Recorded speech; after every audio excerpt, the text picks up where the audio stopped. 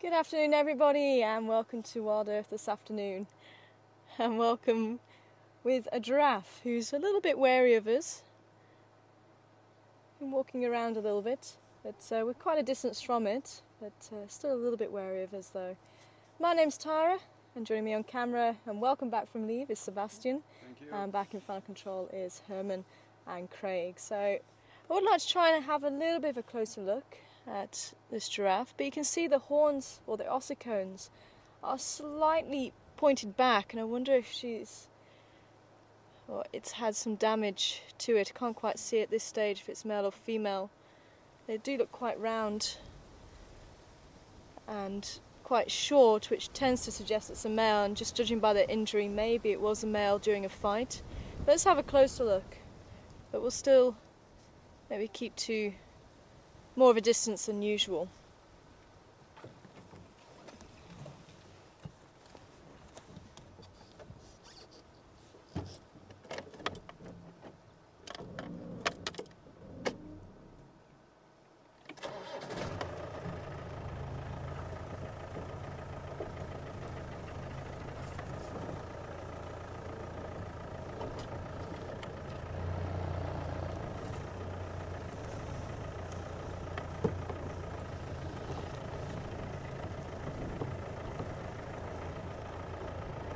Oh, and the warthogs haven't moved too far, which is good. Saw them as we drove down, and I thought, well, I won't stop with the warthog because they usually run away and usually leave you with a blank screen. Let me see. Beautiful big boar though. Those huge tusks. I think that impala running in the background caught his attention.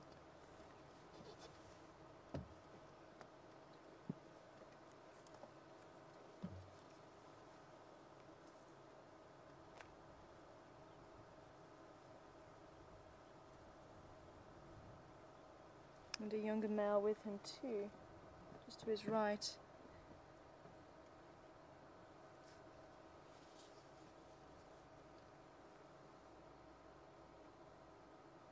And I think this is the big male that does come around the lodge. I think his nickname is George. George the warthog.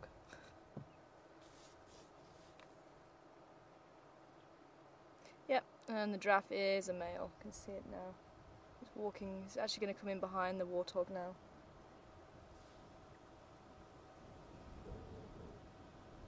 Maybe if we can pan back a little bit, we might be able to see him and the warthog in the same shot.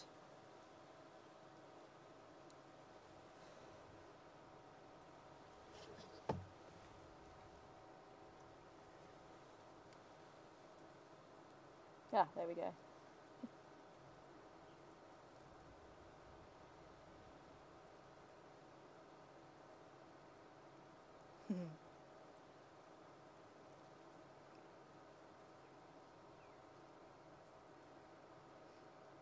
And I must admit, Disney definitely got the character of the warthog spot on. And I think it's Swahili, Pumba, for warthog. It's one of the African languages. They definitely have a very quirky character.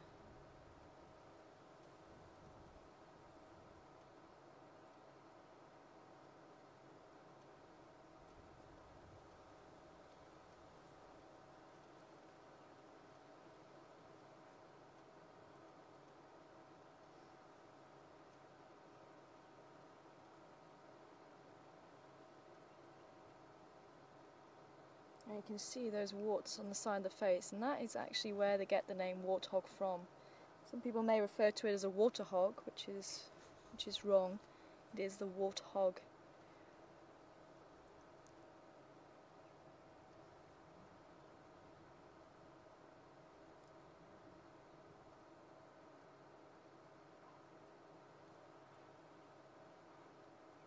And the Afrikaans name Vlakvark, meaning shallow pig, possibly because it does live out on the open plains. I remember my friend once telling me that that's where it derived from. There was actually a slightly longer Afrikaans name originally, and it got shortened. But it does live out in the open, on the open plains.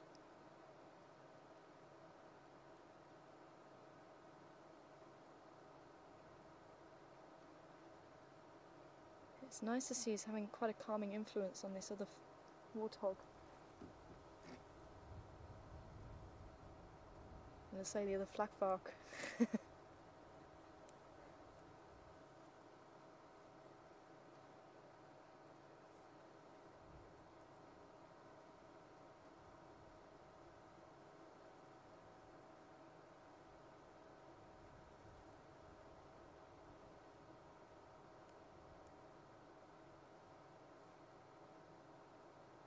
Now you can see those size of the teeth. They can be quite dangerous. And that's one thing you've always got to remember if you're walking in the bush and you find aardvark burrows which can be utilised by the warthog. There may be a warthog inside, and a few guides have actually forgotten that. And they may walk in front of one of these holes and the warthog comes charging out thinking that there's a predator there. And those teeth can be used to gouge holes in legs and flesh and things like that if they feel threatened. And at night you'll actually see the females, well even males as well, but you'll see them actually backing into a hole, so they're the right way out to charge at a predator.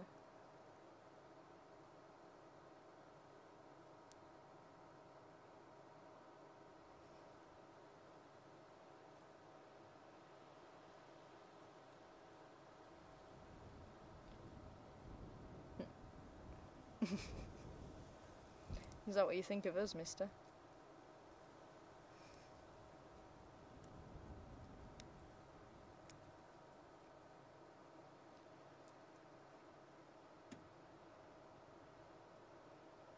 they're quite sociable as well, and you will find quite often a small group of warthogs. You'll get maybe a couple of females with their piglets, and it is quite a matriarchal society, and the females may or may not allow males to come with them or to stay with them. You may get young males staying with their mothers for a good year or two before they move away.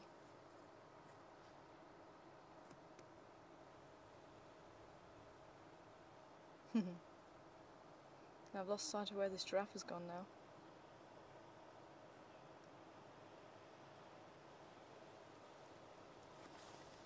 George the Warthog. I think it's actually very fitting.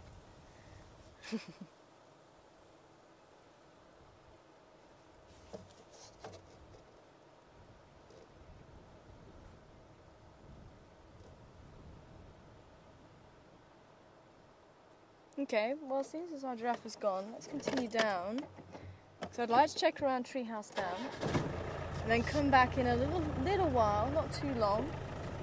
We'll have a little drive around and come back around Gowrie Dam and maybe go to the east. I think that's where the tracks of the rhino and the baby were found by Mark this morning.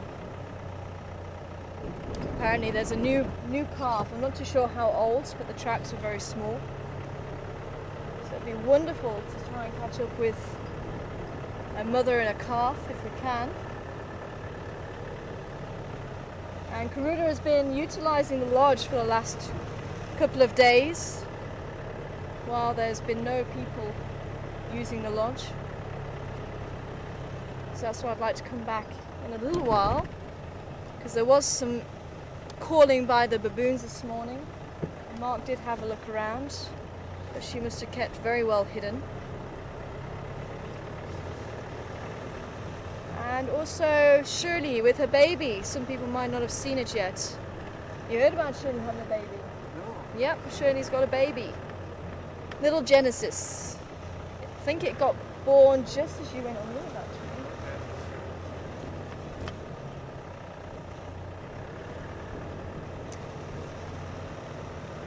So definitely a lot to look out for this afternoon.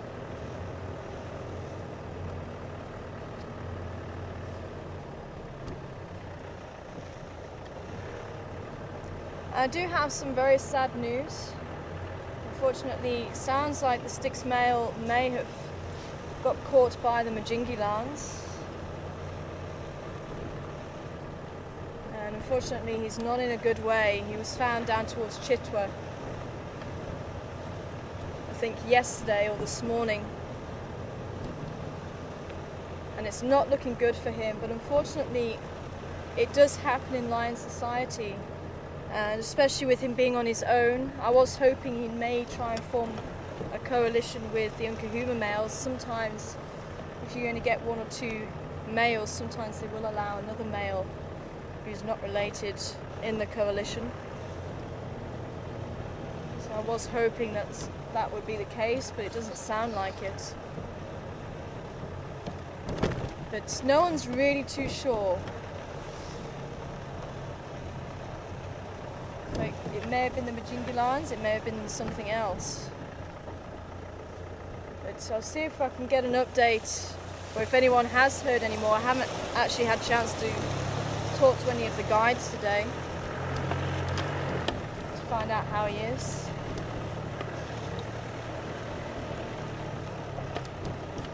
But that is the update on this Styx male.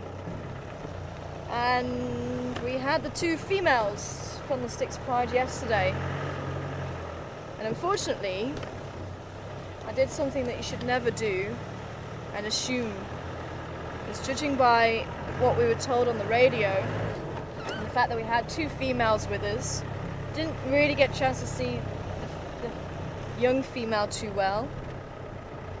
And I didn't have a very close look at the older female. I just assumed that someone had said the tracks from the Unkahumas were coming over onto Western Gowrie from the south. And I assumed that it was the Unkahumas. But it turned out it was actually the Styx. We were able to see them a lot better on drive in the afternoon. And you could actually see the right ear of the grandma, which I should have picked up on. As I say, I didn't even see it. But the grandma of the Styx has that almost floppy ear. And this is where they were actually yesterday.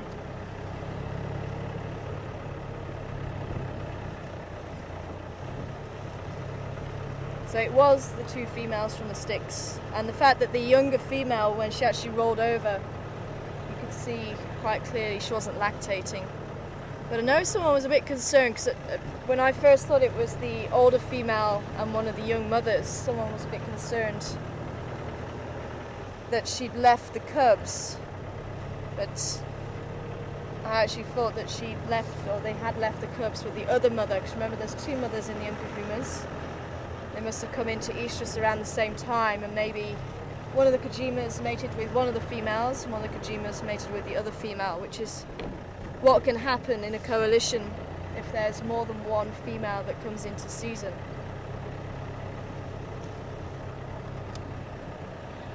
And that can help, as the females will lactate, and then they will actually allow each other's cubs to suckle from them. So there is that benefit there.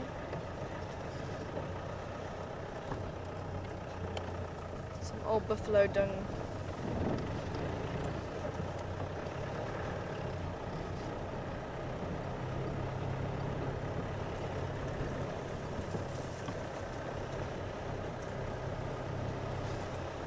Hi William, good afternoon to you.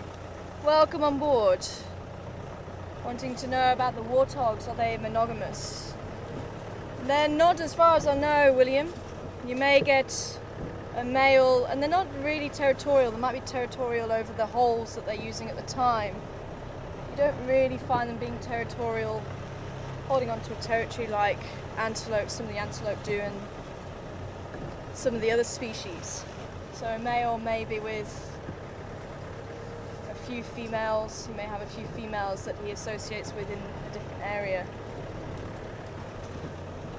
But you may get a male that prefers a female, and you may get him staying with her if she allows it. I remember there was a warthog family who She didn't really have a male that stayed with her, it was just her and her offspring, and she would have another female with her sometimes. And you'd actually see a couple of different males associating with them at different times.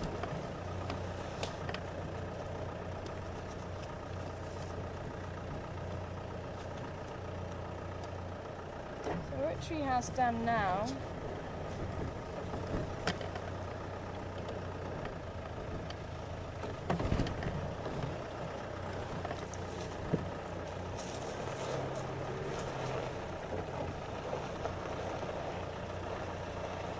There's 1 or 2 buffalo there, looks like the Duggar boys.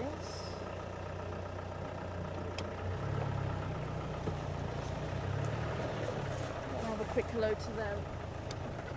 Although they look pretty relaxed in the mud, but you never know, we might get one rolling.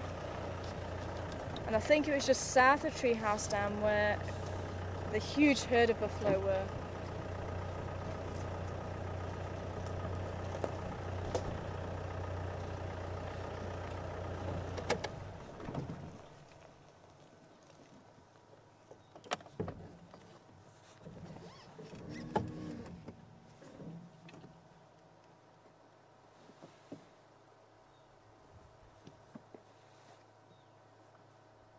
And look at the spread on that one's horns. Sure, that's quite wide. The one that's pointing its nose towards us now. But keep a watch on the one behind it, because he may just roll over as well.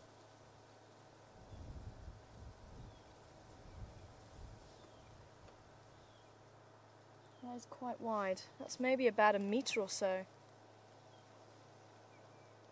From tip to tip.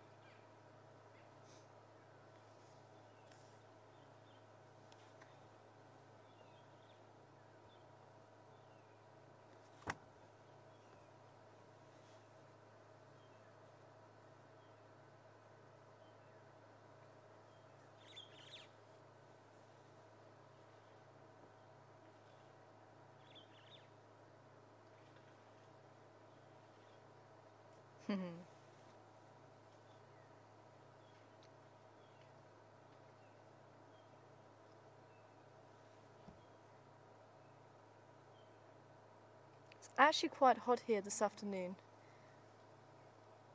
so I really don't blame them wallowing in mud, even as we are going into winter now.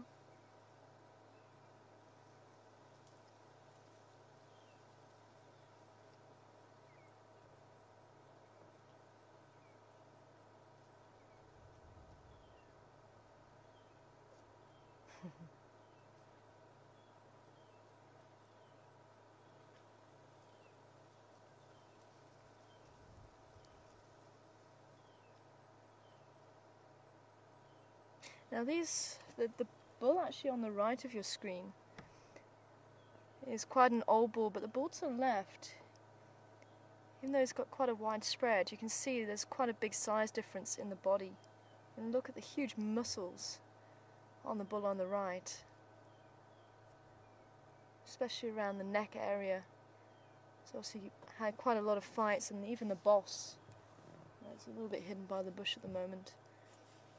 But the middle part of his horns is very thick. And that's probably seen many a battle.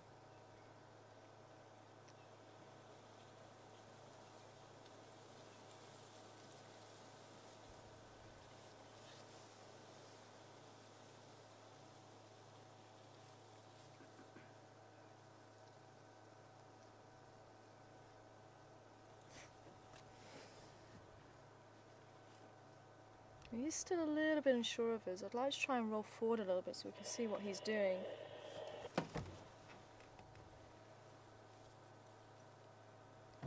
Let's see if the younger bull will allow us. Let's see what his reaction is as we turn on the vehicle.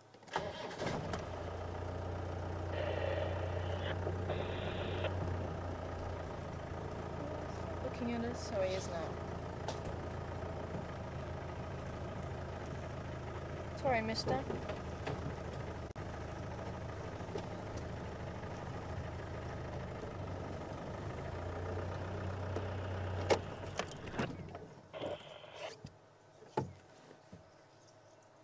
If anyone can copy me, I've got 3 Inyari at Treehouse Dam.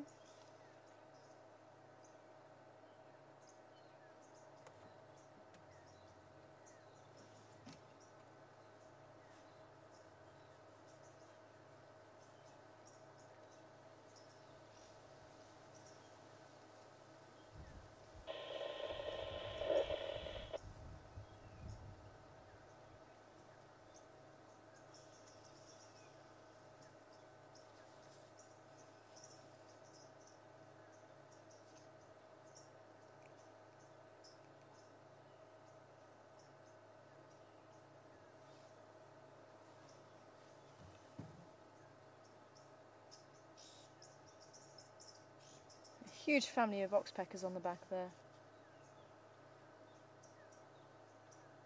And I think Penny was asking about a possibility of seeing the yellow-billed oxpecker, and I must admit, if you're watching, Penny, I also, when I caught a brief glimpse, I thought it might have been a yellow-billed oxpecker. You don't tend to see them down this way. The most common here is the red-billed oxpecker. But the thing to look out for on the red-billed is the yellow eye ring, and I think that's what caught my eye. And I think it was just the light on the bill that made it look a bit yellow, because they do have a bit of red and yellow on the bill. You do find them further north from here, further north in Africa. But you may see 1 or 2. You may be lucky.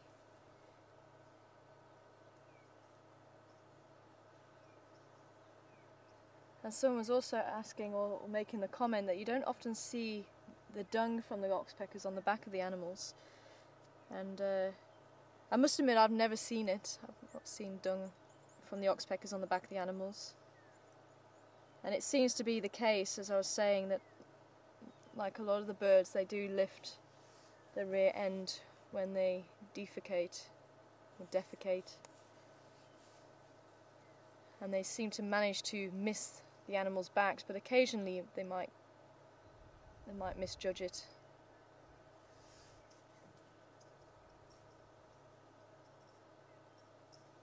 Oh, you see the little insect on the end of the bush here, just in front of us.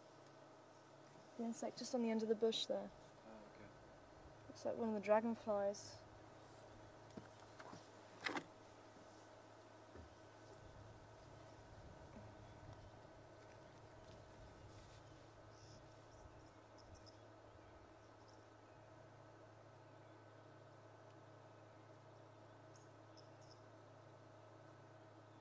Holding its wings flat. I've never seen that species before.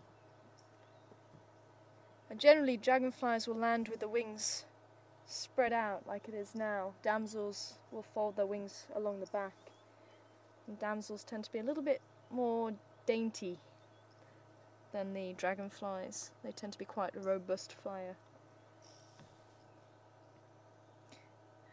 If you can see, I think you can see those large eyes just about.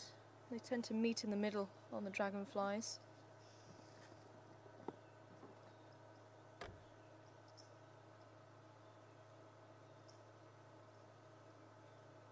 As I say, I've never seen that species before. Very nice too. Or should we leave the buffalo? They're leaving us actually. Bye buffalo. Continuing on their journey.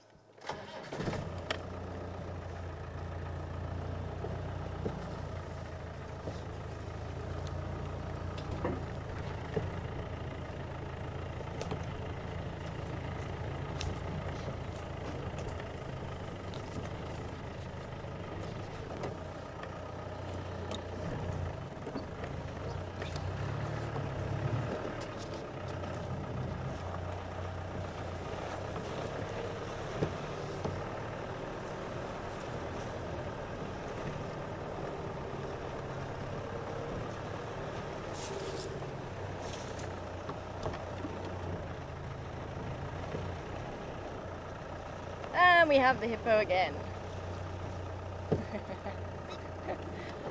I wonder if he's going to display to us this time. Shame, I think he's been visited so often, I think he's starting to get used to seeing the vehicles. Let's see if I can level out a little bit here. How's that? Is the water running out the screen? Not too much.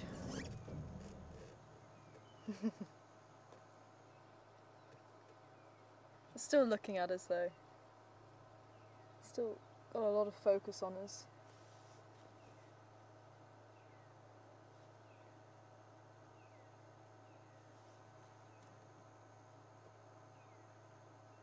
But when we first met this hippo, you can see there's no nicks in his ears. He was displaying his teeth and he was sort of porpoising and throwing the water around and really making quite a show of it. As at least now he's kind of gone, oh, it's you again. Just the ears above the water.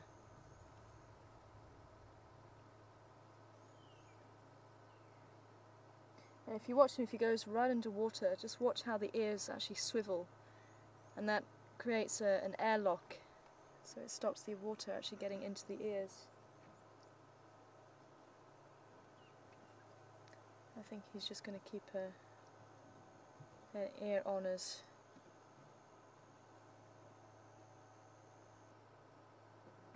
Yep, there's the eyes and the nose. If you watch carefully, you can even see the nostrils opening and closing.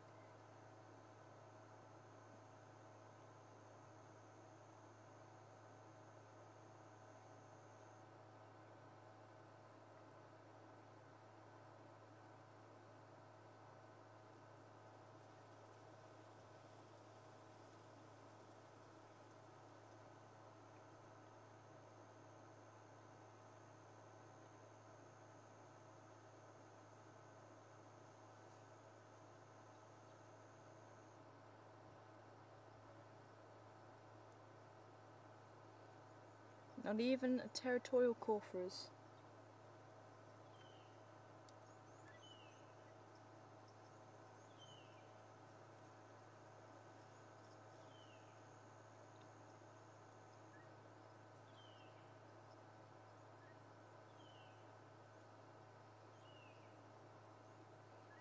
Do you think you're going to be able to get the African jacana? Yeah. See, right over the other side.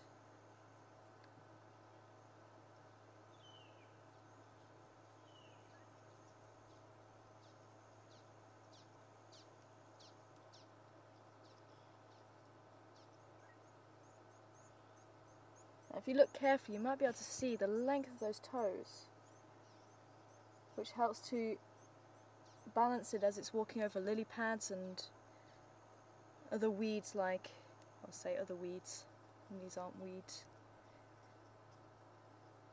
but other aquatic plants, should I say. I think actually they've got one of the longest toes to body ratio of all the birds, if I remember rightly.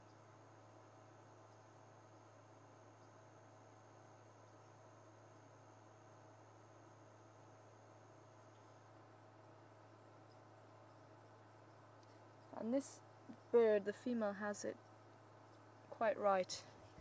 She lets the male do all the work with the kids. So the male will build the nest, she'll just come along and lay her eggs in the nest, and then the male will incubate them, and once they hatch he will look after them, and she just goes on to another male, will mate with him and lay her eggs in another male's nest. Known as polyandrous. You don't often get that. You don't often get females of species having many male mates. There is one or two species, and this is one of them. The painted snipe is another one.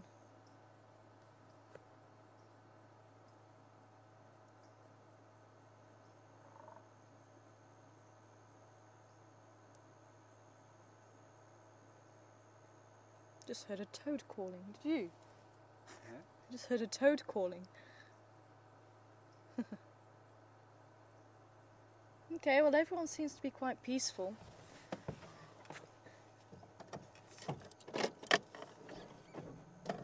Have a quick drive around on the southern side, see where that herd went.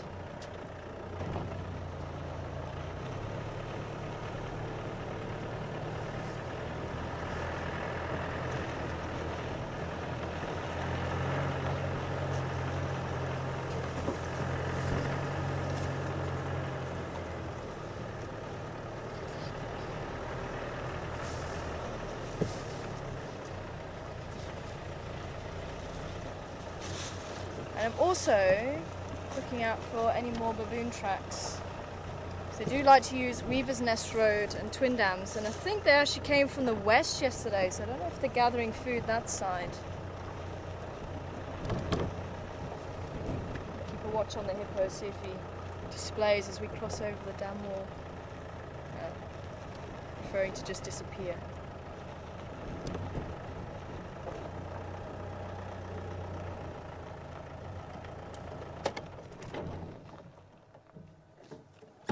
Woolly neck stork.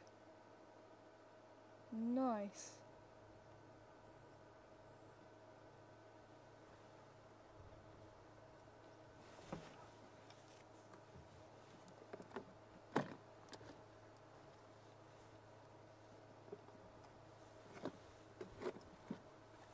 See that ruff of white feathers around his neck, probably giving it the name, the woolly-necked stork. And I think I've only seen them, including this time, 4 times now. 4 times in 5 years.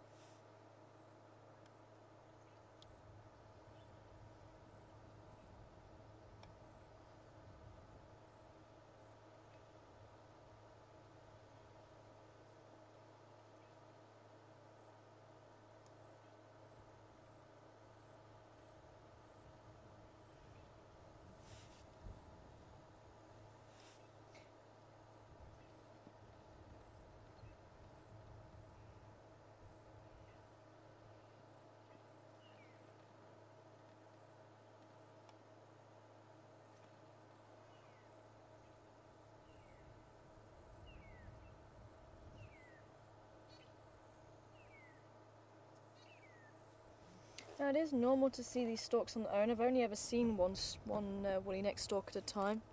They can be on their own or in pairs. I don't often find them in flocks.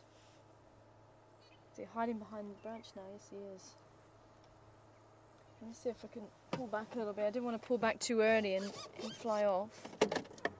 Just see if I can pull back a little bit there. I wonder if he was actually looking for frogs in the small mud puddle down on the other side of the dam wall.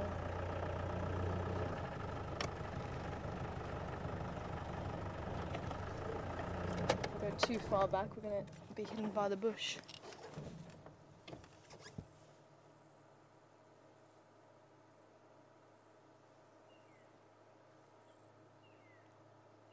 And we don't often see storks around here.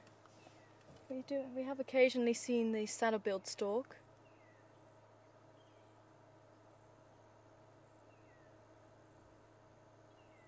I'm just trying to think what other storks we've seen. Maybe some of the viewers can help me out. If you remember any other storks that we've seen? My memory's escaping me today.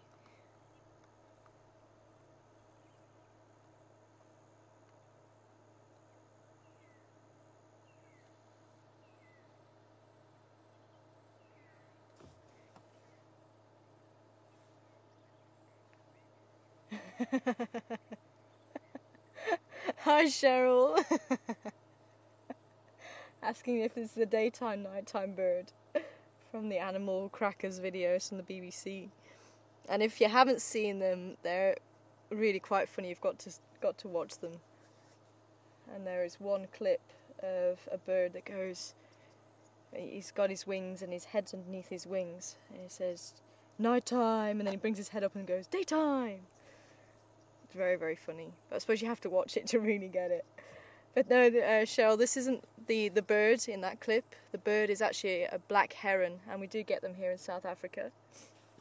And the whole reason for actually doing that is to actually cast a shadow over the water, so they're able to hunt a little bit easier than having the glare of the sun, and it actually may encourage the fish to come in towards the heron, seeking shade and possible shelter. In actual fact, it's actually the heron creating the shade. But yes, very, very funny. The animal crackers.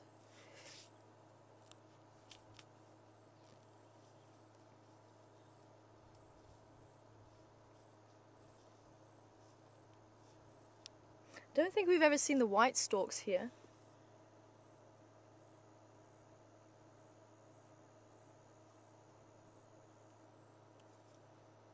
Let me have a flick through my bird book, see if any more jog my memory. But this can be an intra-African migrant, so maybe in the next few weeks you may decide to head further north into the centre of Africa to try and avoid the chilly, especially morning temperatures and night temperatures. Believe me, they are not fun. And I never understood why birds migrated during the winter time, but now I know, believe me. And if ever you do come and visit South Africa in the winter, be sure to bring some layers for the evening, otherwise you will regret it.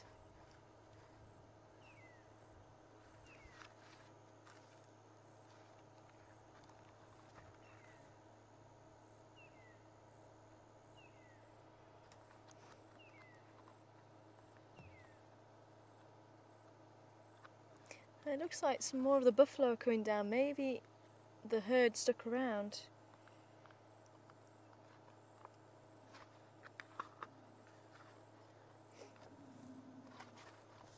Okay, what have we got here? The black stork. I haven't seen the black stork here. Ooh. Yeah, looks like the herd are coming down. Maybe they're going to come down to drink. Sorry, stork. Seems a bit of talking going on there.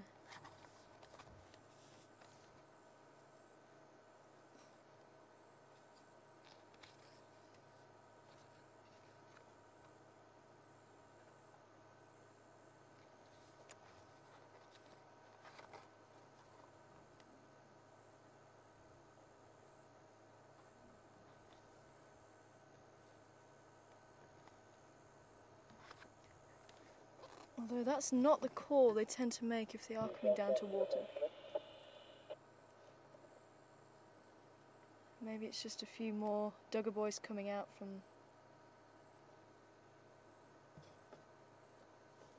the thicker part of the bush.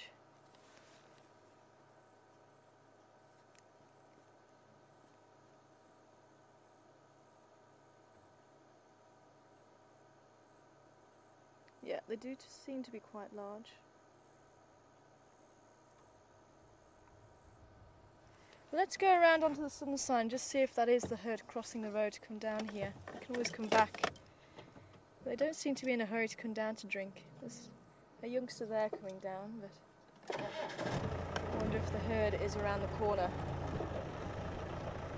Thanks, Woolly next door, for making an appearance.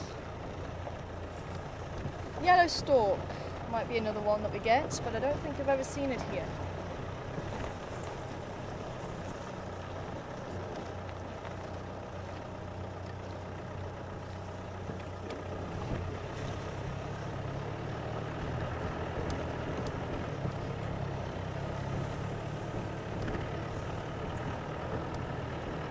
If any stations can copy me, Small Shlumby Vinyari at Treehouse Dam. Oh, looks like the herd are all here still. Haven't moved very far.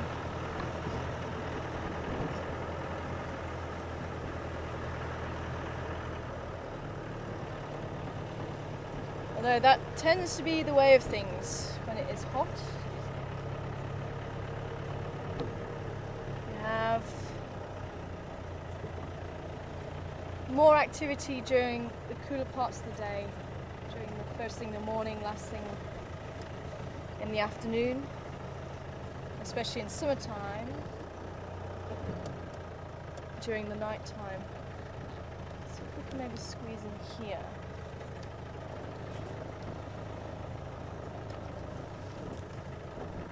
Oh, there's a little calf. I want to see a little calf. Little Dobby. Although, we have got a couple of buffalo right next to the road. I don't think I'm going to be able to get around the corner. Let's see how they react to us. Hello. Are you going to mind if I squeeze around the corner a little? Oh, nice big bull. Looks like he could be quite mean if he wanted to be.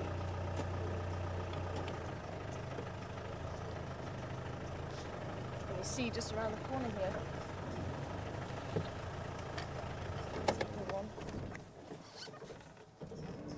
There's a little calf. It's probably the youngest one I've seen yet here. In this herd, should I say.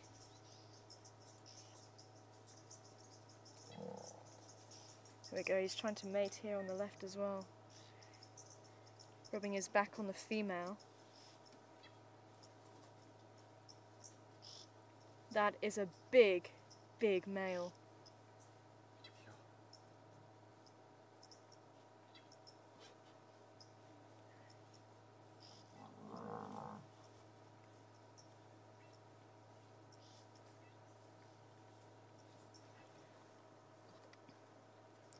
Stations make it Makula, Schlambo, Vignari at Treehouse Dam, just south of Treehouse Dam. Ooh.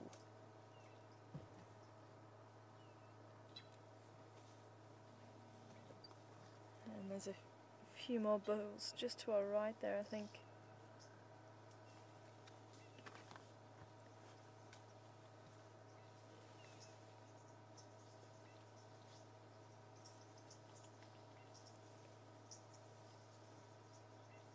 So as the temperatures start to drop, they are going to be becoming a lot more active. You can already see there's quite a few standing up and starting to graze now.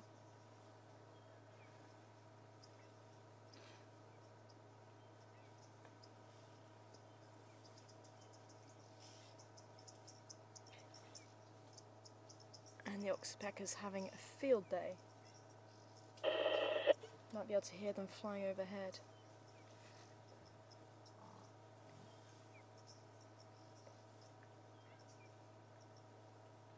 A box of matches rattling.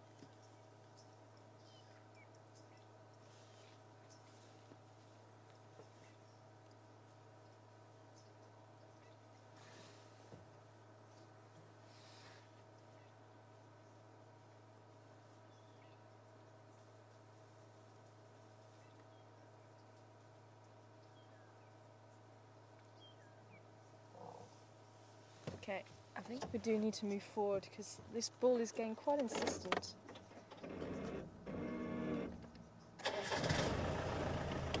Let's see what this bull's going to do.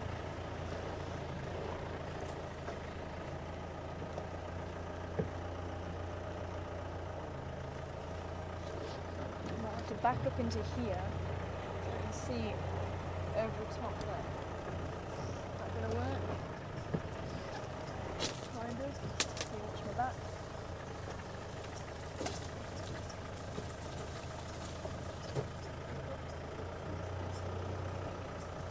Not going to work too well. Okay, let me see if I can pull forward a little bit.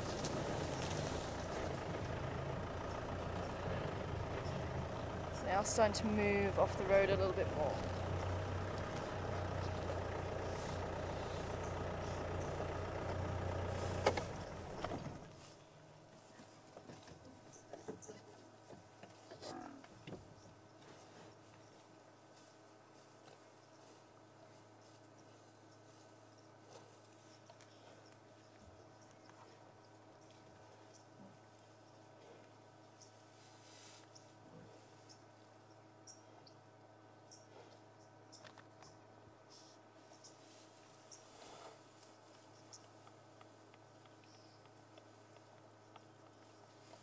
Wow, there's an even bigger bull, it looks like, just at the back, in between the trees. Sorry, Sebastian. Just saying there's a big bull at the back there as well, but it's fine. There's a nice shot of the youngsters there. There's actually a very tall one at the back too. Wow. This one. This one. Yes, that one. Yes, like.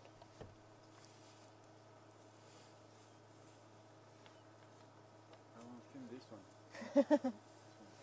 Yeah, it'd be nice to actually see him a little bit more, but I just want to wait for these calves just to move. The mothers have moved off a little bit. There's another buffalo just here.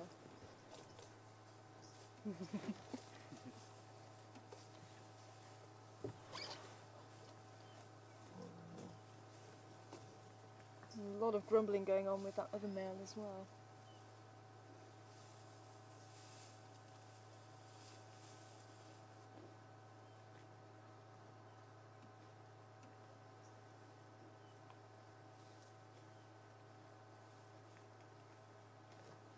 This side.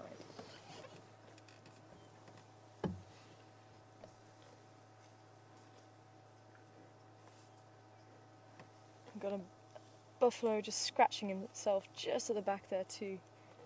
Trying to use a very small, spindly silver cluster leaf. And hopefully our big bull's going to come out into the open as well.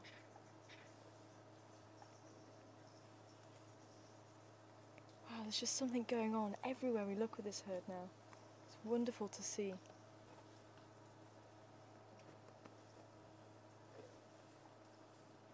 Got probably a yearling.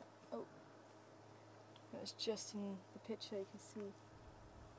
Big bull scratching himself there on the terminalia.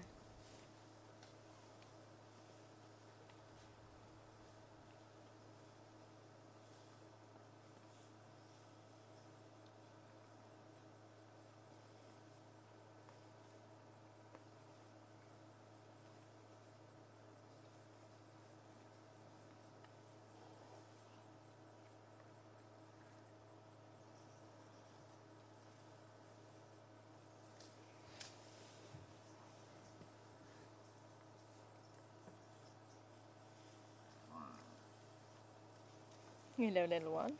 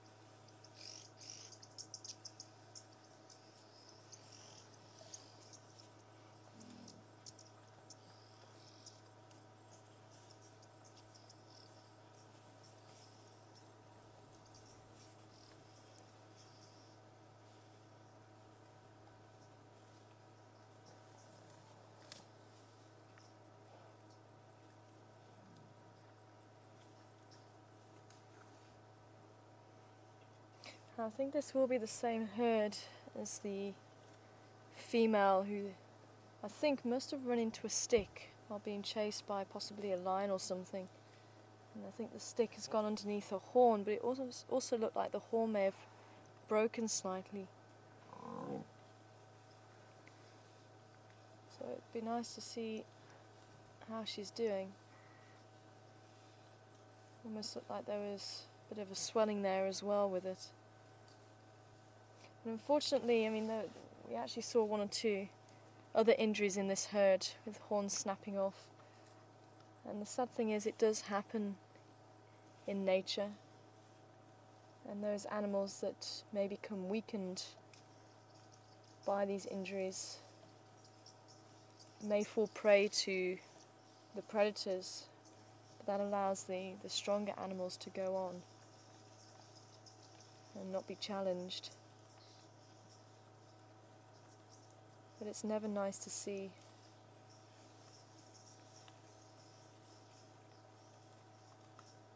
but we have told the Sabi Sands authorities just so that they can keep an eye on it.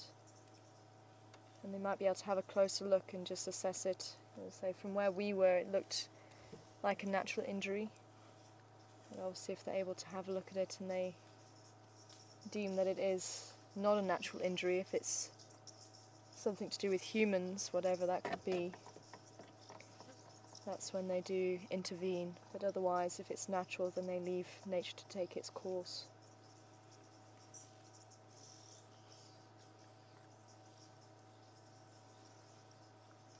Where did our bull go? Is he still in here? I think he's behind us now. He's walked behind us. Let's see if we can have another look at him. Quite impressive.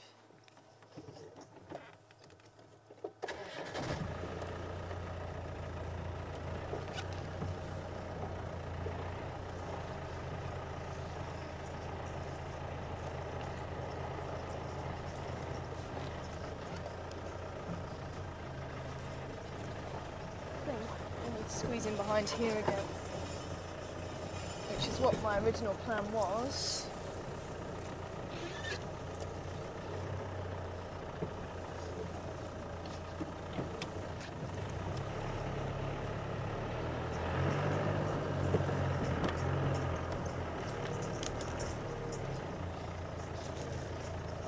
He's following this cow here. Laying claim to her, making sure that no other males are getting close to her. They do have a gestation period of about 11 months.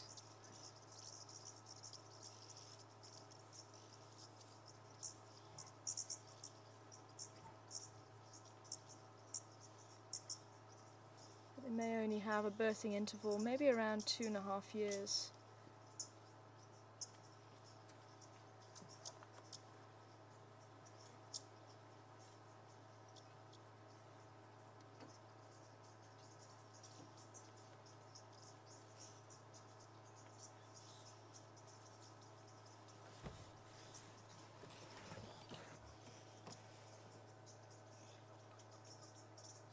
You can still see quite a lot of the herd just out to our right, still lying down, still chewing the cud and resting.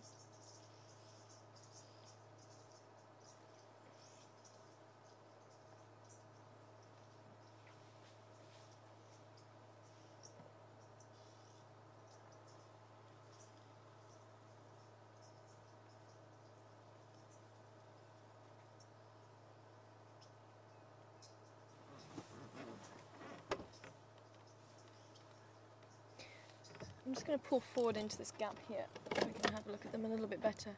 Oh, there was a roller that just flew in. Lilac-breasted roller. So what's going on at the back there too.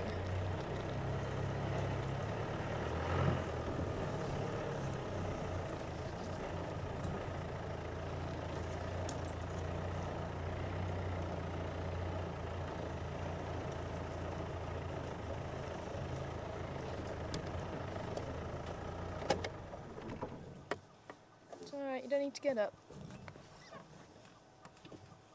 One or two of the younger members of the herd sort of looking a little bit, oh, what you doing?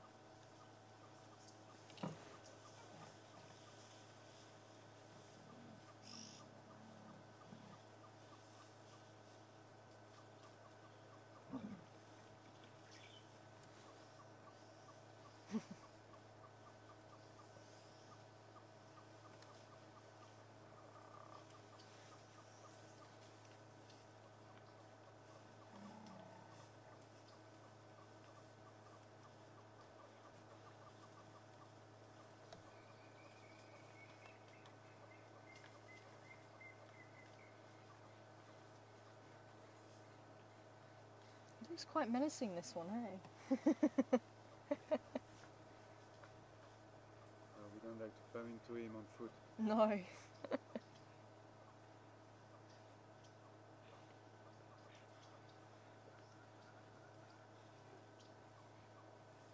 the sun in his eye actually looks like he's got a bit of an evil glint in his eye.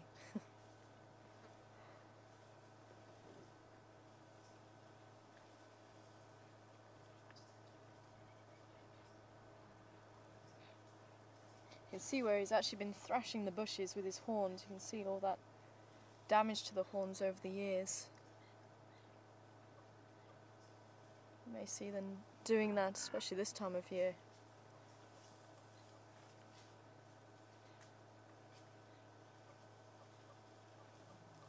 And there is a peaking burst around this time of year.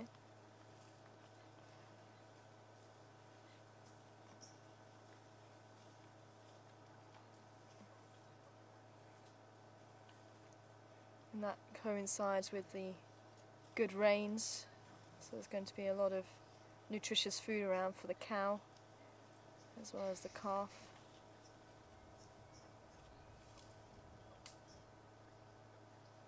And it's thought that when the female has a calf, her status within the herd actually increases, because those with younger calves actually need the better grazing, so they tend to move up the herd. So they get to the good grazing first before it gets trampled by everyone else towards the back of the herd.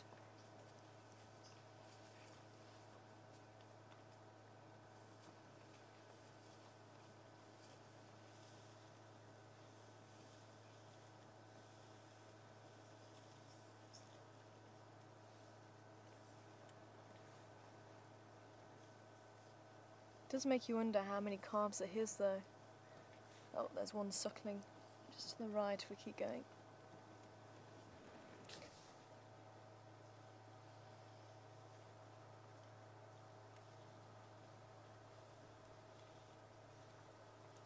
That one looking at us now. Yep. And if you watch, they'll actually try and suckle between the back legs. Whereas a lot of other ruminants will obviously go to the front.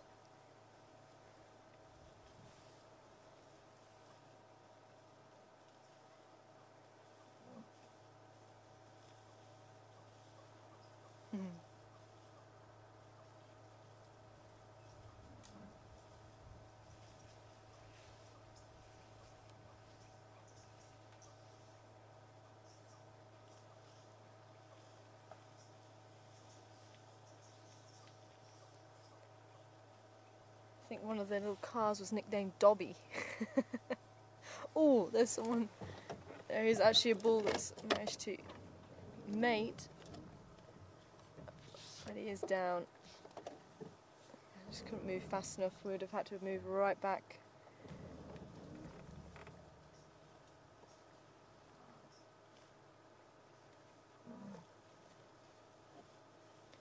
We put all our eggs in one basket with this male on the left.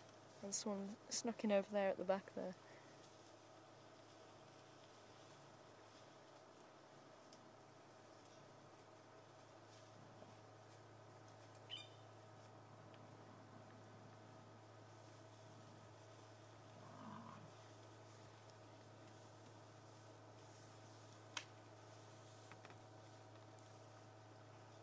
It looks like a lot of the herd are starting to slowly move across the road. I wonder if they are. So they're going to make their way down towards the dam.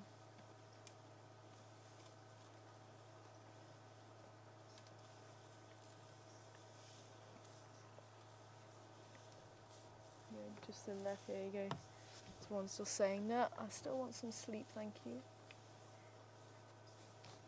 I think, let's see if we can pull back now. Maybe catch them coming down towards the dam. They may still be a little while yet, but there are a few starting to walk that way.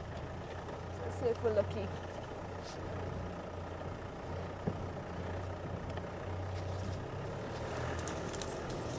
And then we'll try and head off to the east for a little bit.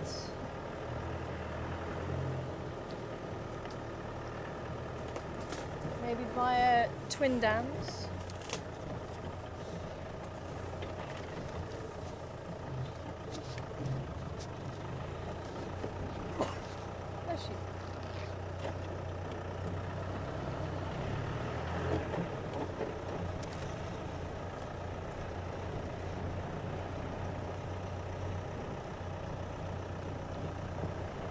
might be a little bit premature. Let's have a quick look.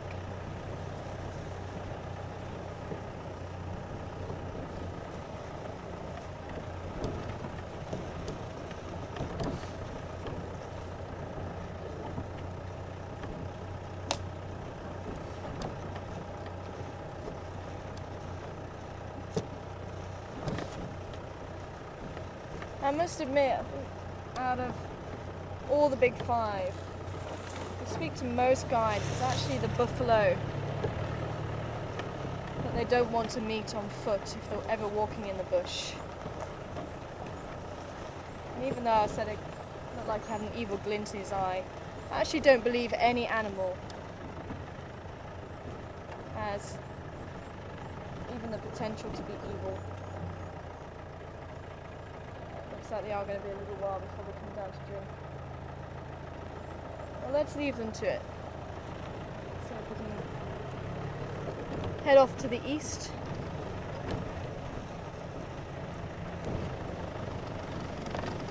Quickly check Twin Dams, and I do want to swing by Chelapan at some stage.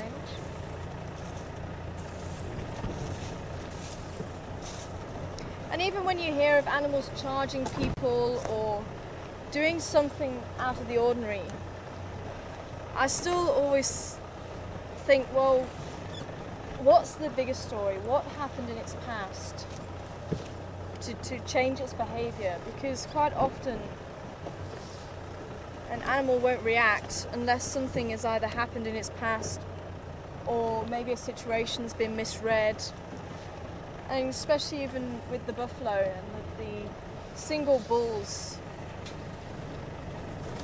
are a lot more unpredictable than the herd. The herd have this mentality: if one runs, they all run, and when walking, it's actually better walking a herd of buffalo than it is a single buffalo. And I think a lot of the time is because the older males, with older age, the tolerance level becomes a little bit less. But they also tend to hide extremely well, and occasionally you may even see the horns poking above. If they're wallowing in the mud, you may just see the horns above some grass, or even when they hide in the reeds.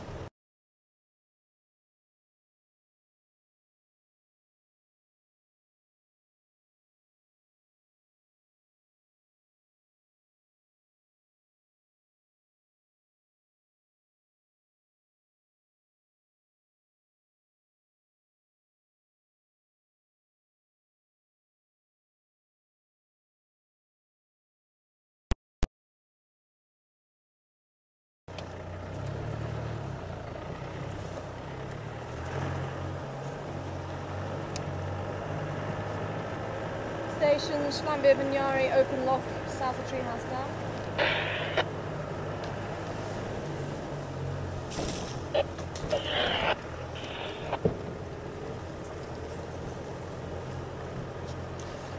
If you didn't copy, it's Llanfair Fy Treehouse Dam, Open Lock.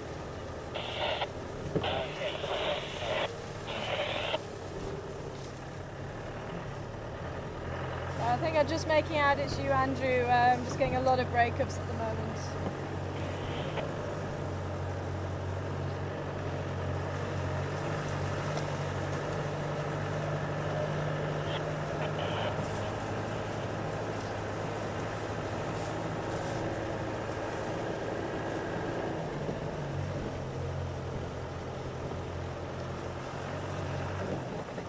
Hi, Tiger Man. Good to hear from you. Oh, and that reminds me, I had a wonderful video of tigers posted up on my wall. Thanks, Tom. Appreciate it if you're watching. Tiger Man wanting to know how you get into this kind of job. I must admit, I've been very lucky to be able to do this, but I have also worked to get here. My roots being from the UK, I went into, zoology at the university is what I did, and that was combined with working with captive animals. And it was actually working with captive animals, it was, for me, it was the whole animal behavior side of things I just thoroughly enjoyed. And I really, as far back as I can remember, I've always wanted to come out into the wild. And it was a trip to Sumatra, which is where the clip was from that Tom posted on my wall, that really sealed the fact that I wanted to come out here. So anybody can do what I did and come and do a guiding course, which is basically how I came into South Africa. And stupidly I thought I was only going to do it for a year. I did a 6-month course which trained you and gave you a little bit of background, a little bit about everything that you might need. And then for 6 months you got placed in a lodge. And I thought, okay, cool, I'll do the 6 months and then I'll probably end up going home. I was very wrong. So I ended up staying, got myself a work visa, and it was because of having the zoology degree behind me also helped, because you do have to prove your worth. Why you should get a job over a South African, which is fair enough. And I stayed to be a guide, which I was a guide in the Waterberg for 3.5 years. There are some lodges that will take international people on. And from there, I did see a Nyala bull here. Oh, there's a warthog there. I see his ears through there. Oh, gone. I thought I saw a Nyala bull. Maybe it was a mirage. Oh no, he's there. Hiding.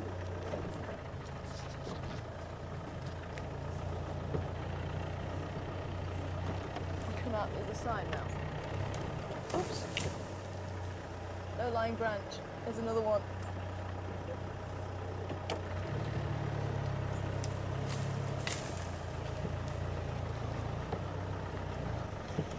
Oh, don't go, Nyala. Oh, he's gone. He crossed the road behind us.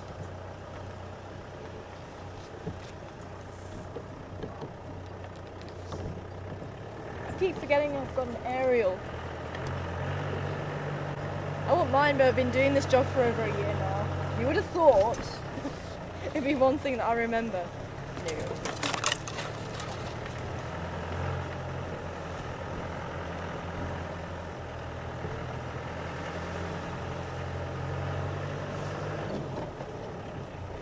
See who we've got around Twin Dams. If you wanted to say Treehouse Dam. Ooh. You know what we haven't done for a little while?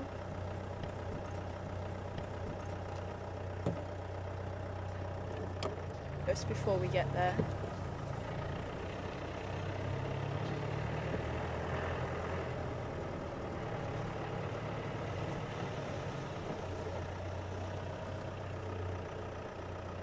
Ooh, this is nice. We get this track here just to our right. If you fancy stretching your legs a little bit. He's going to jump off. See some in Nyala. Got a Nyala on the brain now. Impala. Let's jump off before we get to them. Can you bring some down?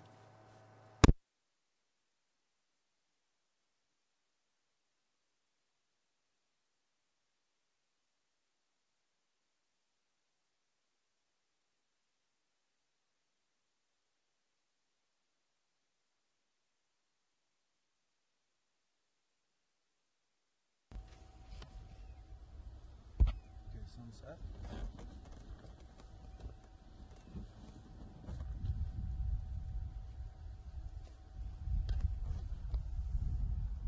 It's this one here.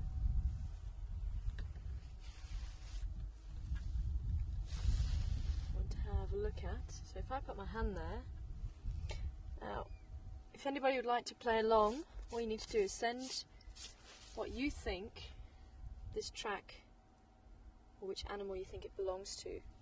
You need to send your questions or your answers through to questions@wildersafari.tv and put in the subject line what animal you think this is. So if I put my hand there again, that's the size. And if I can draw it for you so you can actually see what you're looking at, you've got part of the track here. This is one part and this is the other part.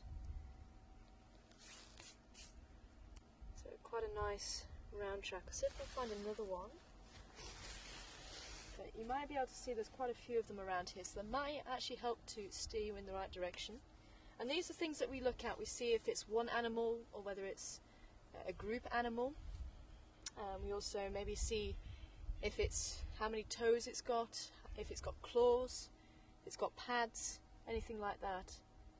And I think maybe let's have a look at this one here too. This one's quite a fun one here. So if I have my finger just there. So we'll say the first one is track 1 and this is track 2. So if you can have a guess at both or just one. What you think this animal is here. It's not this one. It's this line here that we're seeing. And this is the same animal. It's probably the same animal but a different individual.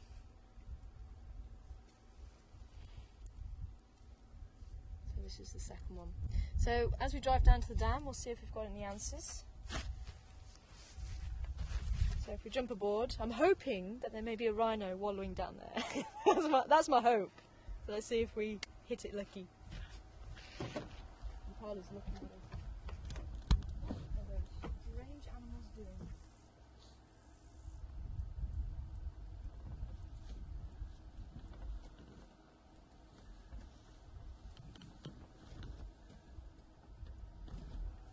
Bring some down.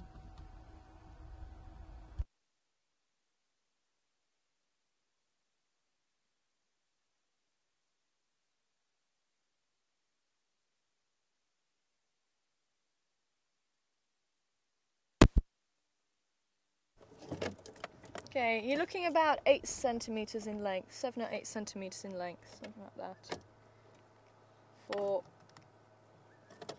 the first track.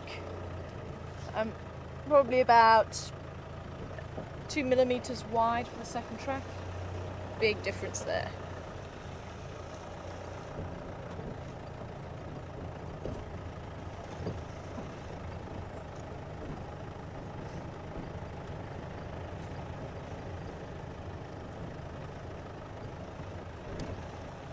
Sean and Vicky with giraffe.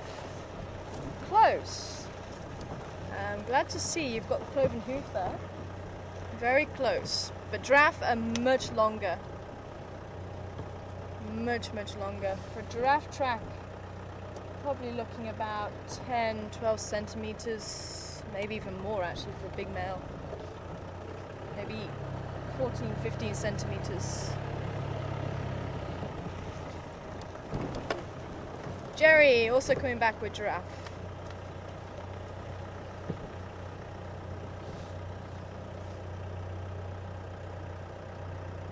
Aha, Raisa has done this before, right on both accounts. Have a quick look at the Egyptian geese there. And the blue water lilies in full bloom at the moment.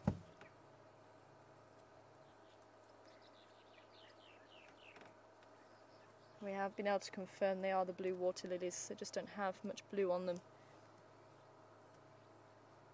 And this will be a young family with the parents of the Egyptian geese, although they are getting to that stage where the parents are going to start chasing them away soon.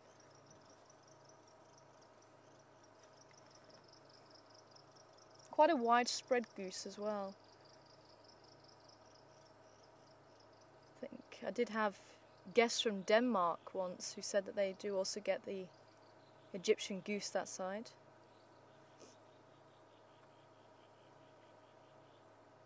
And as the name suggests, found up in Egypt as well. Beautiful goose, and I think sometimes because they are so common they kind of get overlooked a little bit. They really are quite a striking goose, and you can see that brown spot as it turns into the sun, the one on the right, just at the right of the screen. If you can follow it walking through, you might be able to see that dark spot. There we go. And that's where they get the Afrikaans name from. It's actually that dark spot. And unfortunately that's one that I actually don't know how to pronounce. I need Herman on board.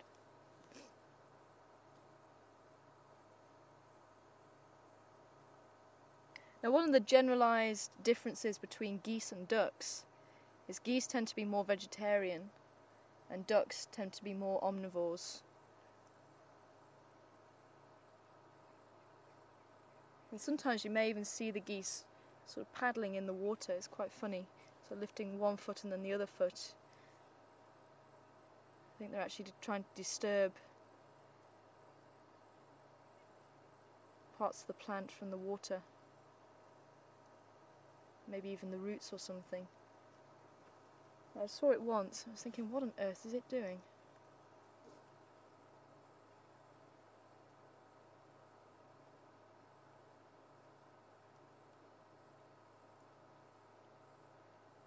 And, as most geese are, they are... Ooh! There's a green heron that just flew into shot, I think. I was watching it fly over. I don't know if you caught it. Yeah. Cool. There's a green heron that just flew in and flew out again. Oh, no, it goes again. Just in case you missed it. And it's just landed in the tree opposite us. Oh, fantastic. Yep, that tree there in the centre of the screen. Oh, wonderful. Yep, you got it. Might just need to jump a bit. Can you still see it? I thought it was actually in the centre of the screen. Let me just see with my binoculars.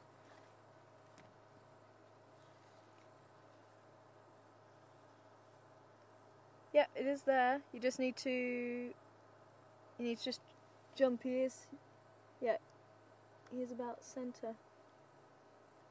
No. Just where you were. There. There he is.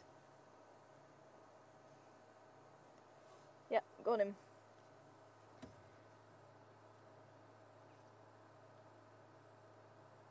Green-backed heron.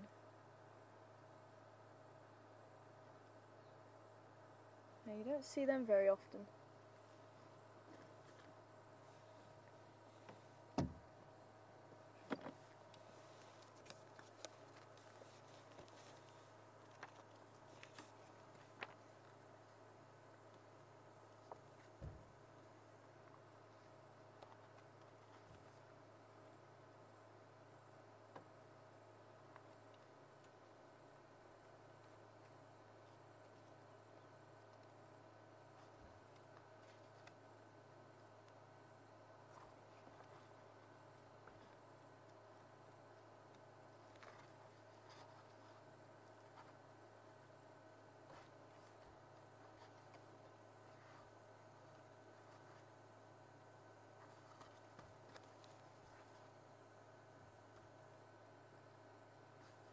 So that is the juvenile green-backed heron.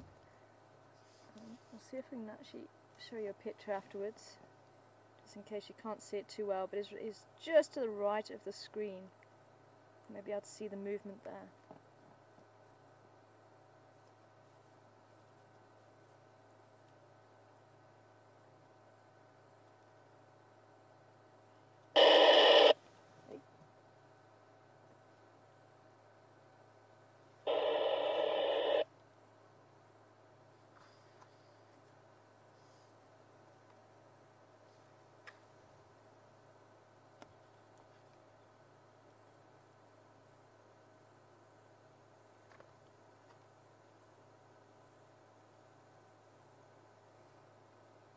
Unfortunately, we're not going to be able to get any closer. Oh, there he goes. He's moving around a lot. Well, that would be nice if he can come a bit closer to us. That'll be perfect.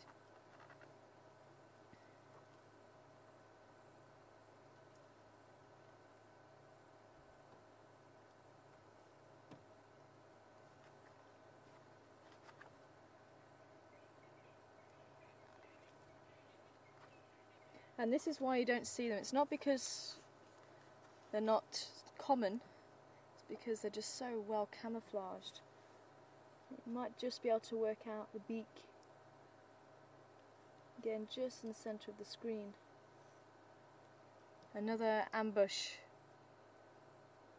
Just like the grey heron. They'll wait for a fish or frog or something like that to come close by, and then they'll use that long beak to spear. And apparently they will also use a bit of bait to lure fish in.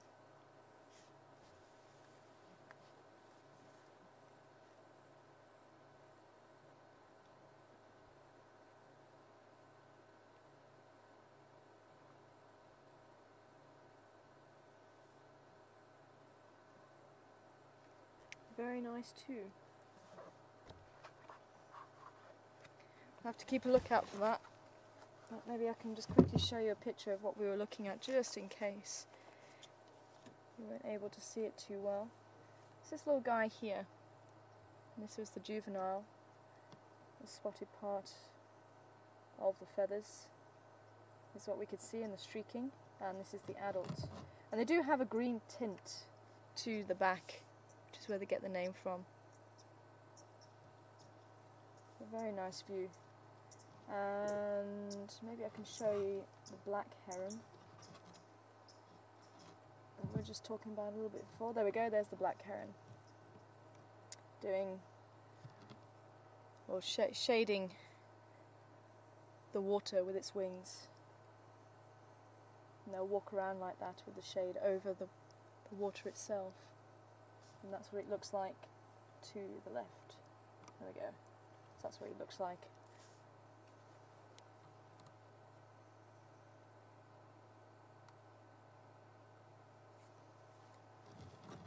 So that is the black heron. Shall we move on? Sadly, our rhino is not here. So what we're going to do is try, I think let's take leadwood. Maybe we should just take all of Cheetah Cutline. If Murphy's on board,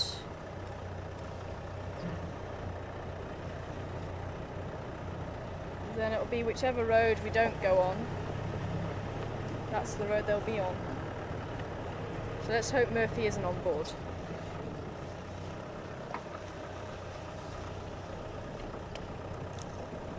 So, I wonder if we've got any more answers. Aha.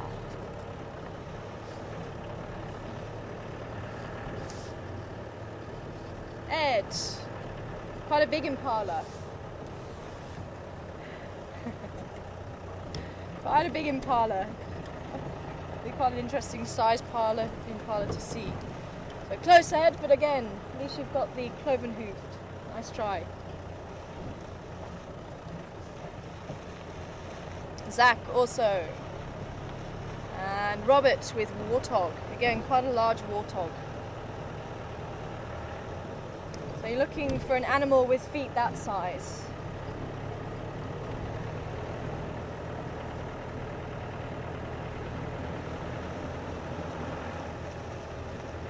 Was that Steph? Who was that? Someone else coming back with water. Ah, Pat. Pat. Hi, Pat. Also with warthog.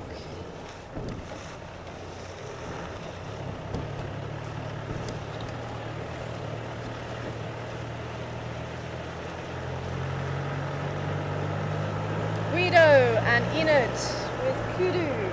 Again, very, very close. Kudu just a little bit smaller. And special thing with kudu, you find two tracks over the top of each other. You find just a slither of the front track remaining. Bless you.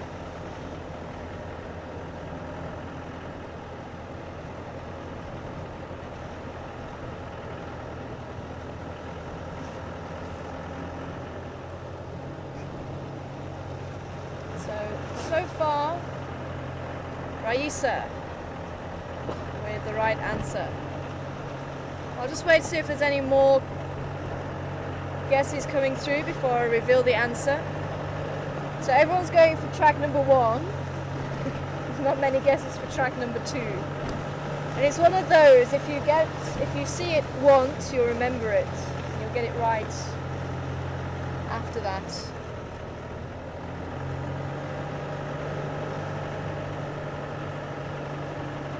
And it's one of the ways that we can tell the age of a track. Weepat's coming through with a guess. Zebra. Nice try, Weepat. You can see where you're coming from. But zebra, just like horses, in that they only have the one hoof, which makes them closer related to the rhino than they are to the ruminants, the cloven-hoofed animals. But nice try there. I like the roundedness. Charlotte with hippo. You're going along the right. Oh, Peter with eland. Eland's very close actually. Eland and this animal can get mixed up. Very close, Peter with eland. Hippo have 4 toes, not the cloven hoofed. So I think most people have got the cloven hoof part. You can see 2 parts to the track, the 2 hooves.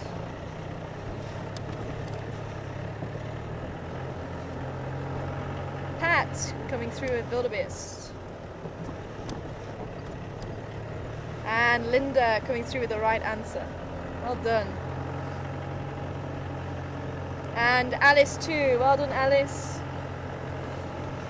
Pat saying wildebeest, a little bit too big for wildebeest, but again a cloven hoof mammal.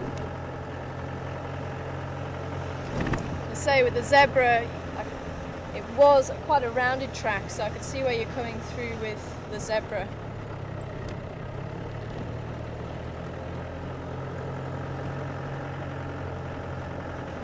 Guido coming back with Nyala. Again, a little bit too big, Guido.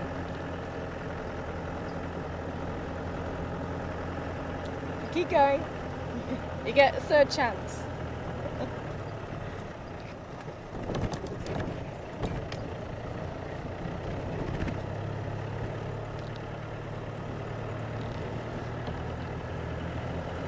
If I was a female rhino with a baby, where would I be?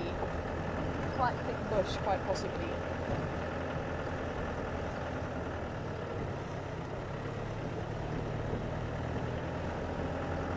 Maybe we should have a rhyming day. Everything that you say should rhyme.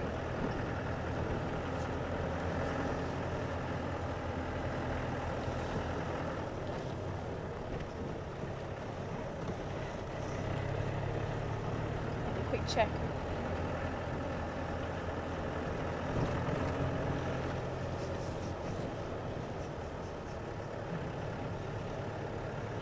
Well, either there's been a lot of animals along here, or this part of the road wasn't driven this morning. But I'm sure Mark did it this morning.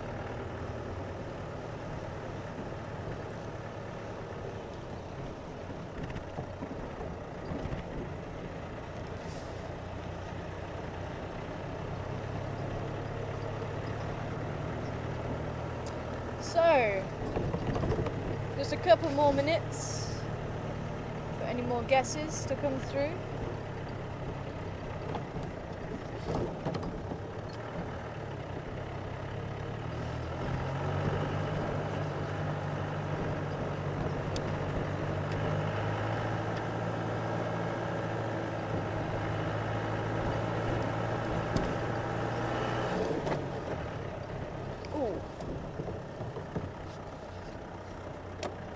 Aha!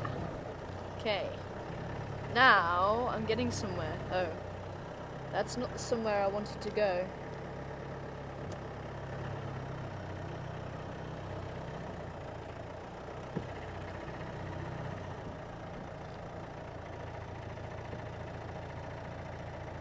That's not good. Our rhino tracks head off that way.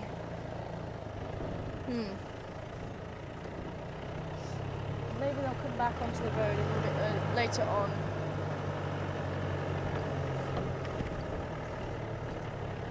Looks like there has been a lot of movement here though. Ooh.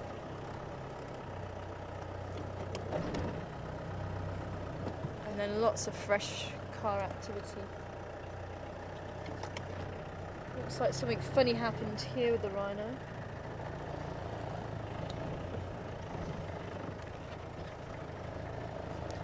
And then rhino tracks kind of over the road. It looks like they maybe fed here and then came back onto the road. It's funny actually, rhinos do use the roads a lot.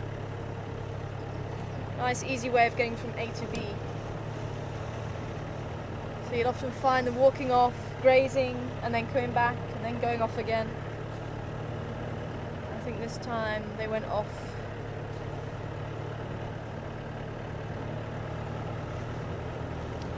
So, no more guesses. I can reveal it was a buffalo.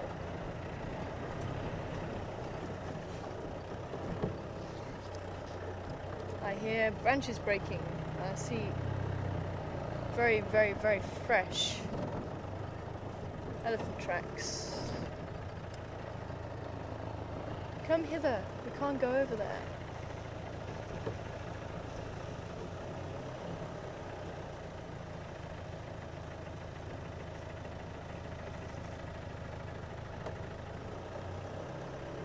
It's like one big bull.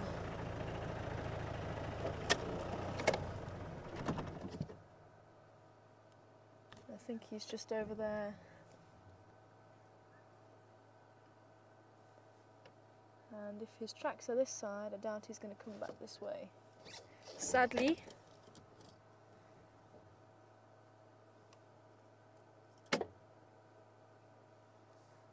It's quite thick over there as well.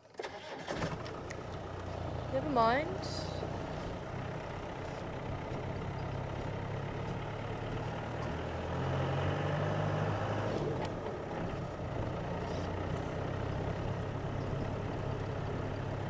Who was that? Lisa. Hi Lisa. Well done with the buffalo. I think there's some guesses coming in just after I revealed it. I think there's just been a delay them coming through. So well done Lisa. With the buffalo, it is quite a rounded track. If you look for the kidney shaped. So one kidney on one side, one kidney on the other. So very rounded track. The eland very close. But quite often you'll find a slight overlap on one of the hooves.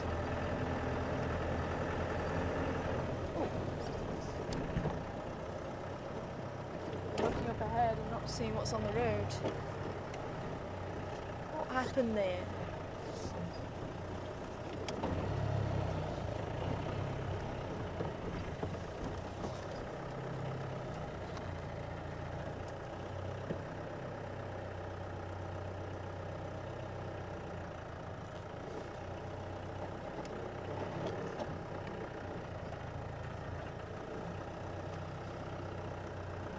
It's like somebody was lying down here.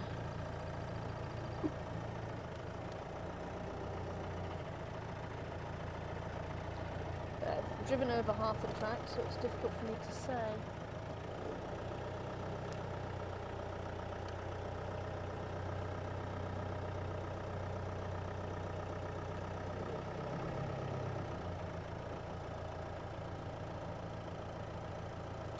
Almost looks, I don't know if we can get the camera off, but it almost looks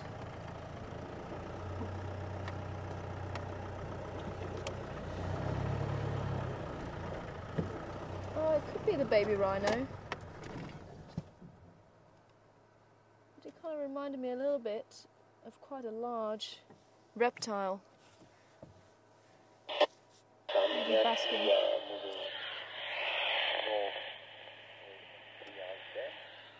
Someone's caught up with the buffalo. If we're able just to drop the camera off the side here. Okay. Sun's going down.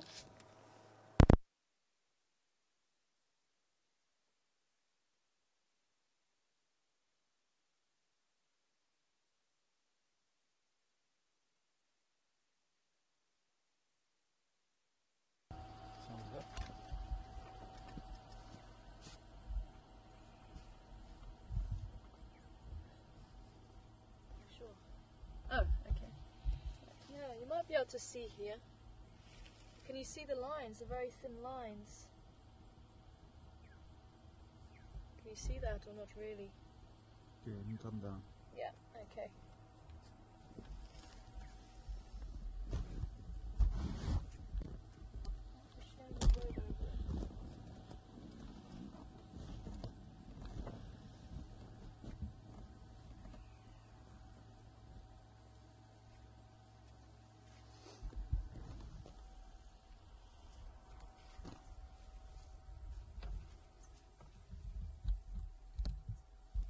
I just find this quite interesting.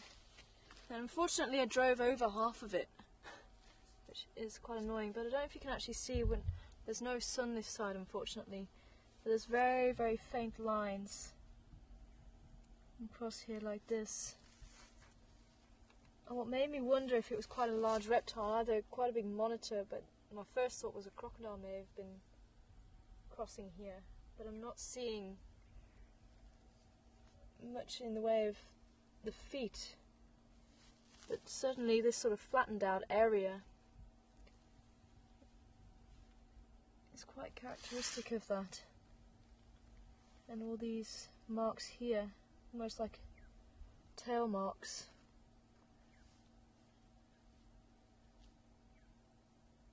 It could also be these sticks as well, but it's just looking more to me like possibly a tail. Either that or it could have been maybe a small rhino. I'm just trying to think of other animals that I've seen rolling. I don't remember seeing these lines. I'm going to have to ponder on this one. But it is a shame I've cut over half of it, because there's no other tracks around here, which makes me think it's more likely a reptile. You may see, because with it being very, very fresh as well, you may see some of the other tracks, and all the other tracks very old. I shall ponder that one.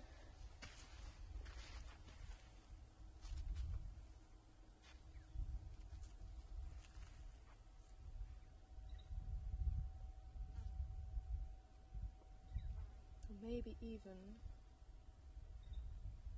a very large snake. I think this would have been quite a nice patch of it here. Maybe quite a large python that may have curled up here.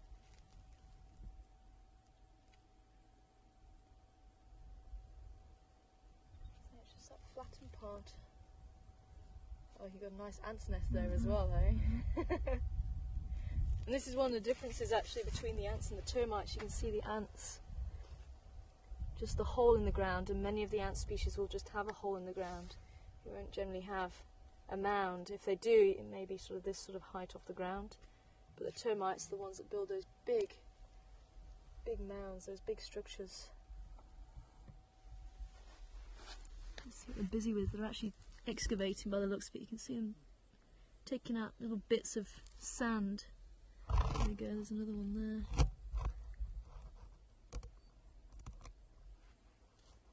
And you may notice actually that they do have the 3 segments, and most of the insects have a generalized body structure, and you may have just differences between that, but they'll generally have 3 body parts, 2 antennas, 6 legs, and that's kind of a generalized insect. And then you may have modifications, but you can see quite nicely, hopefully, the 3 body parts: the head, the middle and the abdomen on the ant, whereas the termite has the head and the middle and the abdomen are actually fused together. So that's one of the differences between them. And most of the ants will be carnivores, whereas the termites are herbivores. And in actual fact, the ants are closer related to bees and wasps than they are to termites. So even though they live in a very similar way, and a lot of people think that they're closely related, they're actually not. And all the workers that you see here will be female, whereas in termites it will be male and female.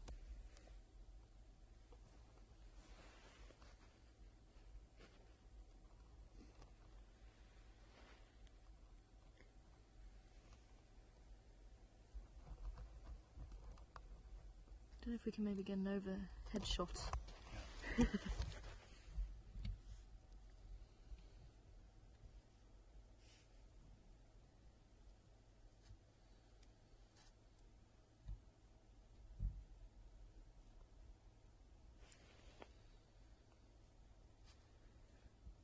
Now, if their nest actually gets waterlogged, you may even see ants bringing it out and moving the larvae and the eggs to a different nest site. They'll actually bring all of the eggs and the larvae out and then move them onto another nest site.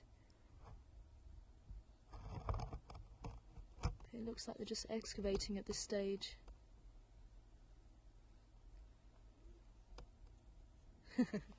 Cool. Shall we jump aboard again? Yeah.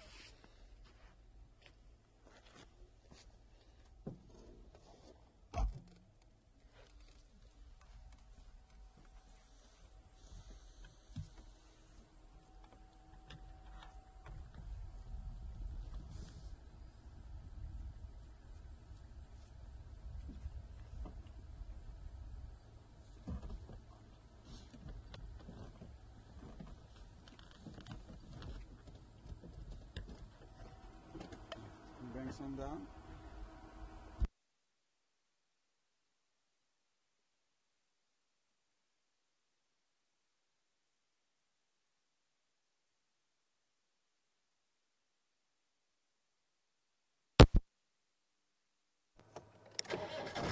Alrighty, let's continue on. I think the more I'm looking at it, the more it does look like possibly quite a large python coming in from the side and then actually basking there.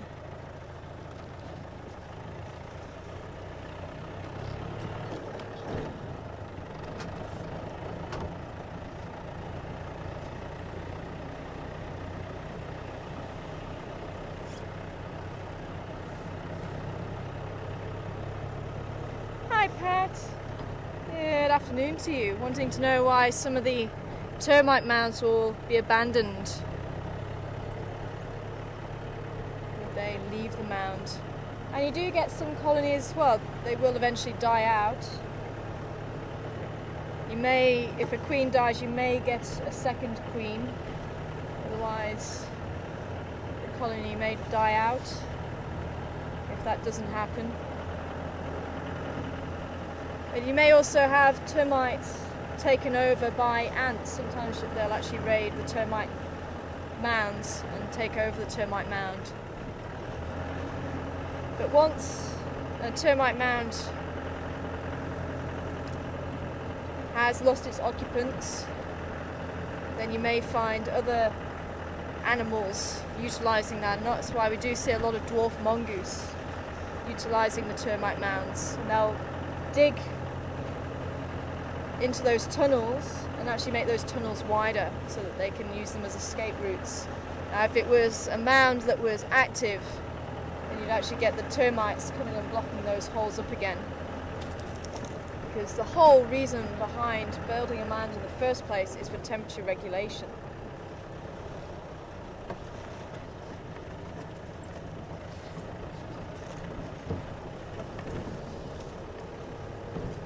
So it's a very clever way of air conditioning the nest. The nest is usually just below the termite mound. And the mound itself acts, it's almost like, I can't really say a pumping system, but you have holes that will allow the air, the hot air, to escape from the chambers where they're working in.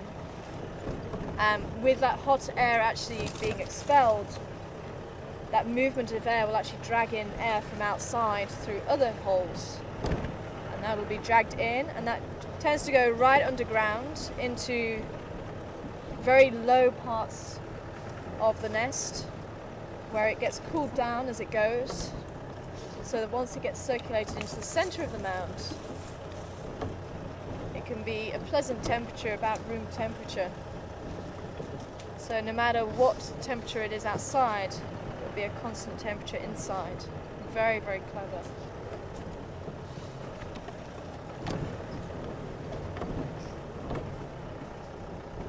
Termites were around a lot earlier than humans.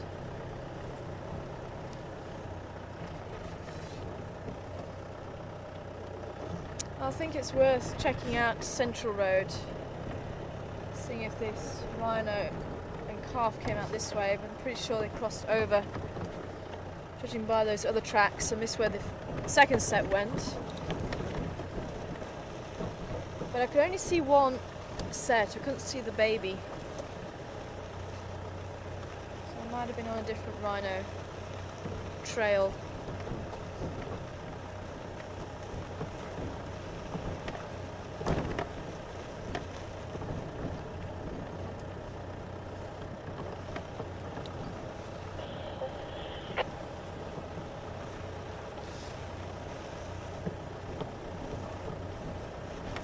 Good afternoon, any stations. If you can copy me, is there any updates on Gary, Maine?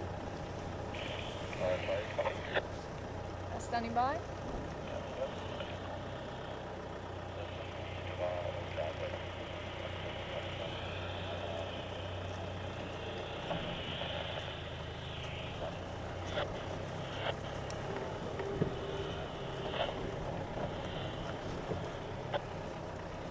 I can copy that, thank you. There was nothing so far on our side, just in the Kamushlambi of Nyari south of Treehouse Dam. Sounds like they're heading north now.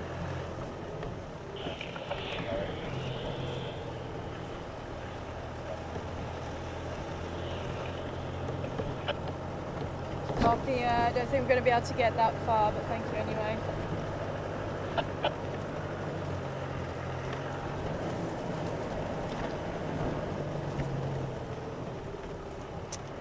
Sounds like there's 3 rhino just east of Cheetah Cut Line. I think they a bit further along. Unfortunately, just out of our range.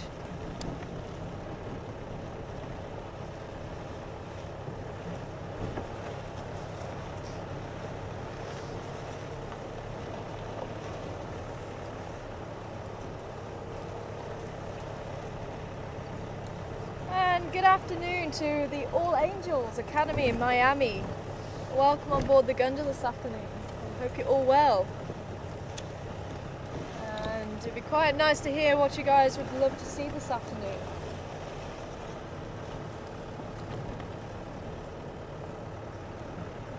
In the last hour of the drive.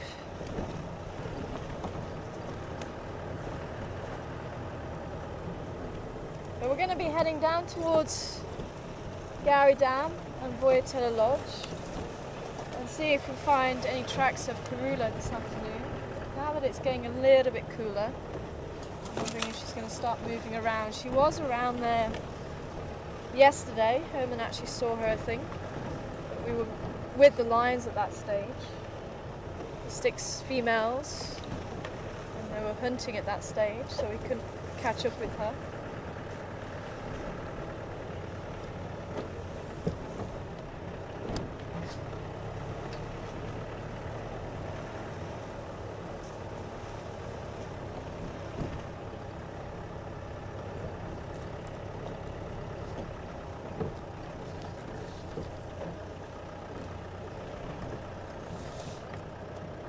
There's a big caterpillar that came through here. What gives it away?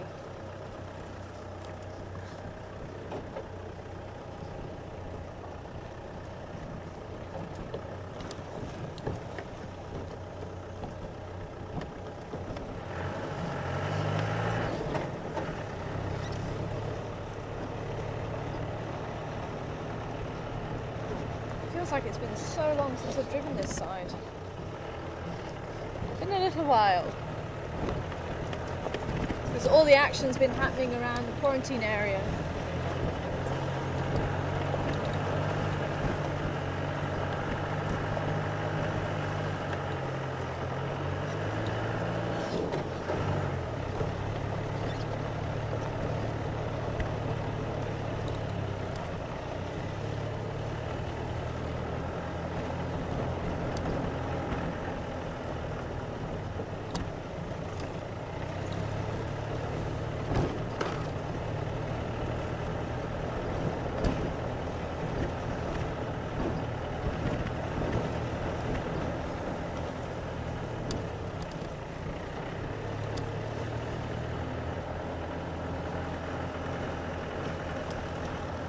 Annie.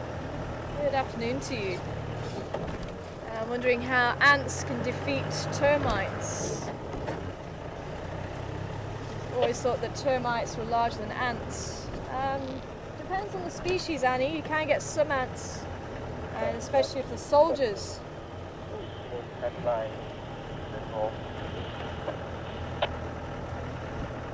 Wasn't for us. I picked the wrong road this afternoon. Oh, what was that? I heard something. Did you hear something? Hey, little Cape turtle dove. But I heard something in the bush. Maybe not. So you can get some species, like the Matabili ant, which are that sort of size, quite a large ant. And the soldiers, also quite large, even for every ant species. The soldiers are much larger than the workers that you saw. And their job, their role is to protect, can be quite aggressive as well. And if they have a takeover, then you will have the soldiers going in.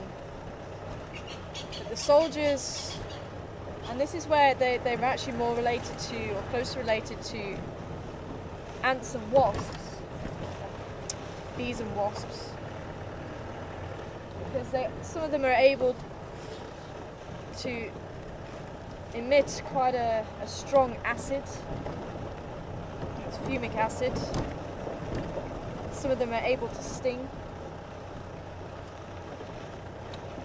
whereas the termites don't have that adaptation. They can bite, they can deliver quite a painful bite, and actually you can use, if you're in a survival situation and you've got maybe a deep wound, but it's one of those wounds where you may be able to close, you can actually use the soldiers, if you allow them to bite you, and the saliva does have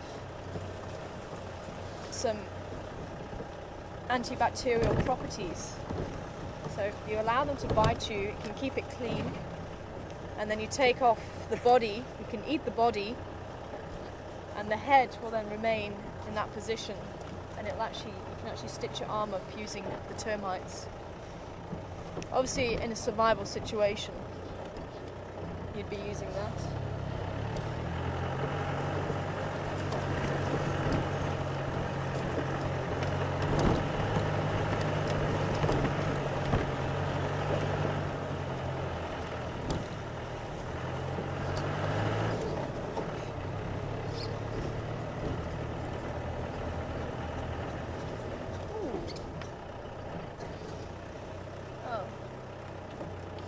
Green wood hoopoes just flew over.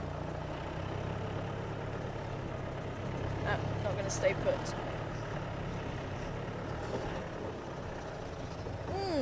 There's a termite mound with new greens on it, just with the sun shining on it.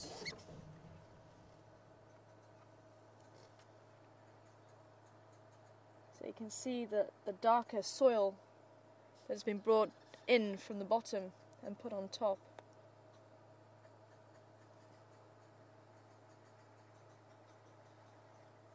This could be the fungus growing termites. They tend to build quite large mounds. Possibly the common fungus growing.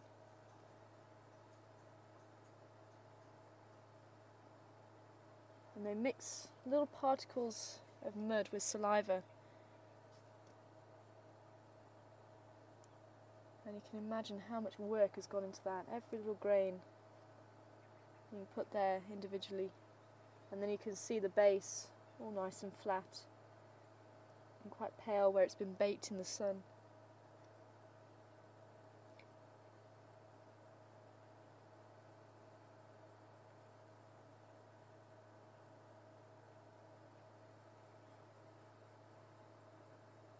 So that is a termite mound that is actually being used at the moment.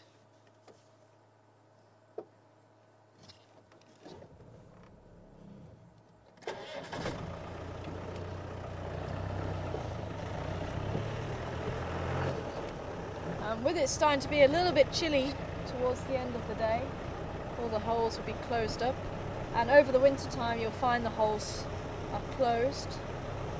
Most of them will be closed, so it keeps it warm, especially during cold nights.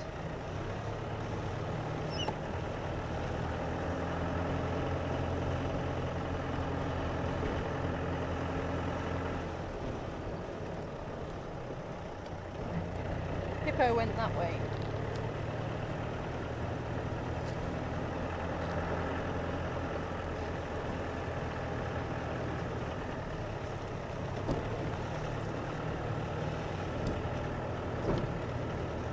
I can already feel a slight drop in temperature now. Ever so slight.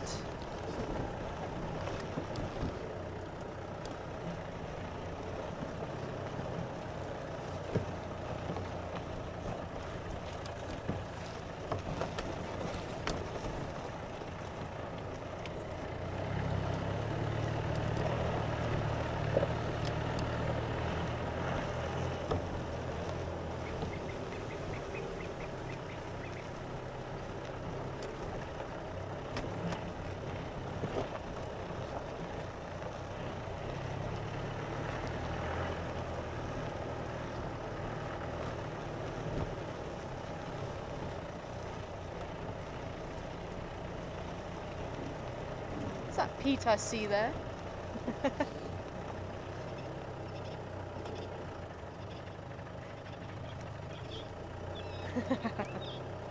Busy fixing the waterhole camera.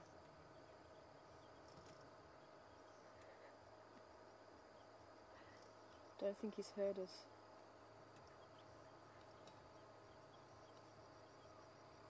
Anybody wanting to know, that's where the new waterhole camera is going to be. And the hippos are keeping quite a close watch.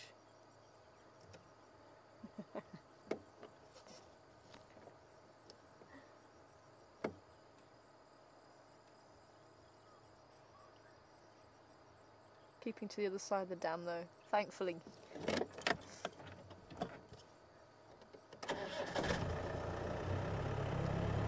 Not getting too close.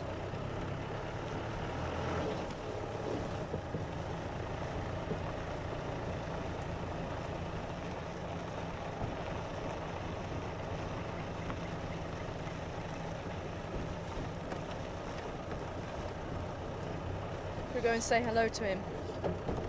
See if he's seen Karula.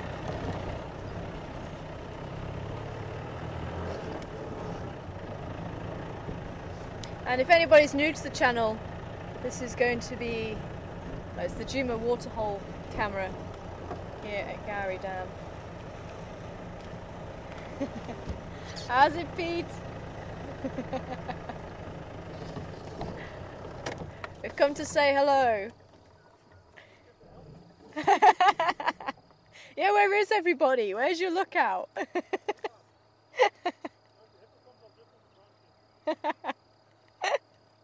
I don't know if you can climb ladders. That's also true, eh? Oh, brilliant. Sorry? Buffalo so far. Have you seen Karula at all? No. Okay. Are we on the lookout for her? So we're going to go over onto quarantine. We'll come back in a bit. Good luck.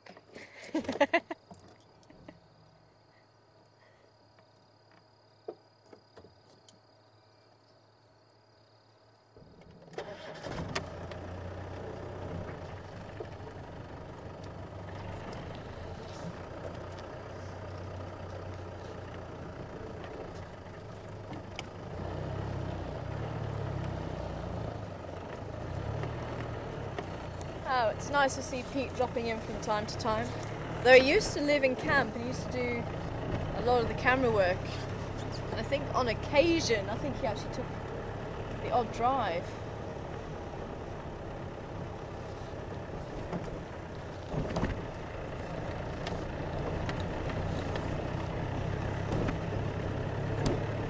Mr. Pete Bryce. out.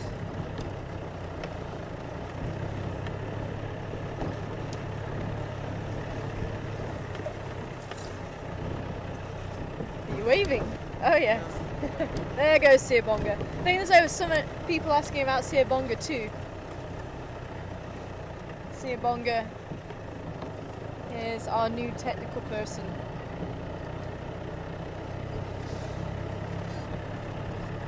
Came in to replace Malusi.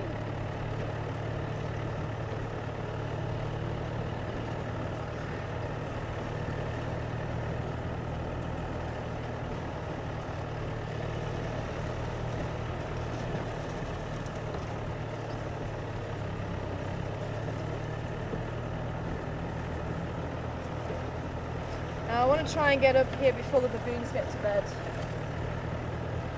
Just in case they are around.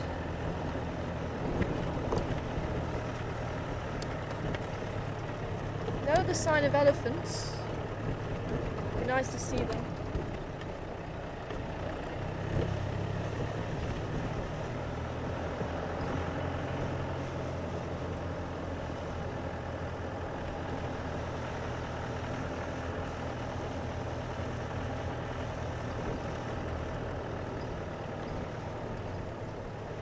And here's the baboons. Oh, and there's the kiddies playing. Huey and Evelyn. Yeah.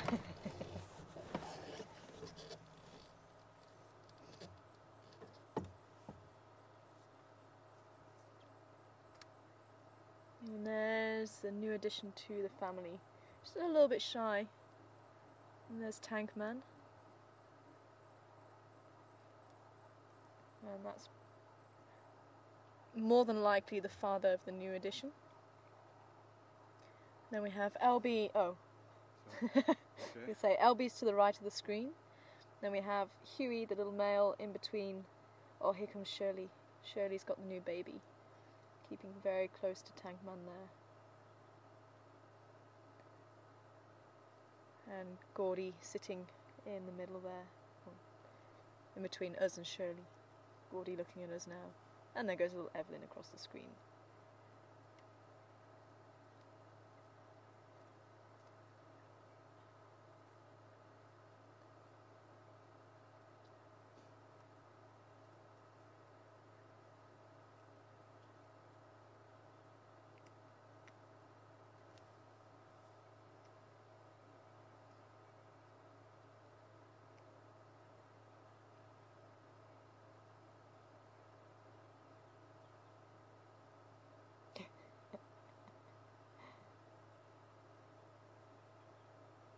Probably about 2 weeks old now.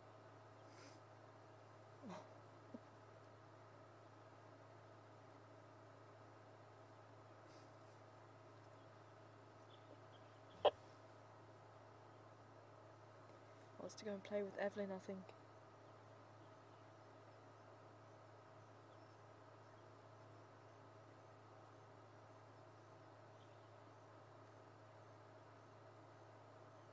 Yep, here comes little Evelyn. I think she's enjoying the fact that there's someone smaller than she is.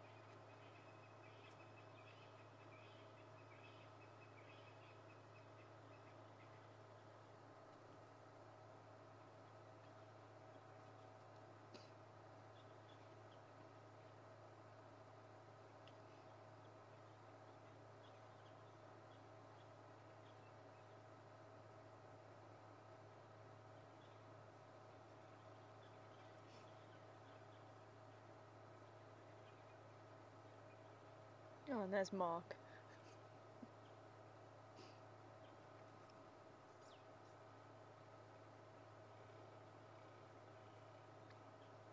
You can see babies immediately going to mums if they're hearing a vehicle or just anything they're not sure about. That's Mrs. Psycho, Evelyn's mother. Yeah.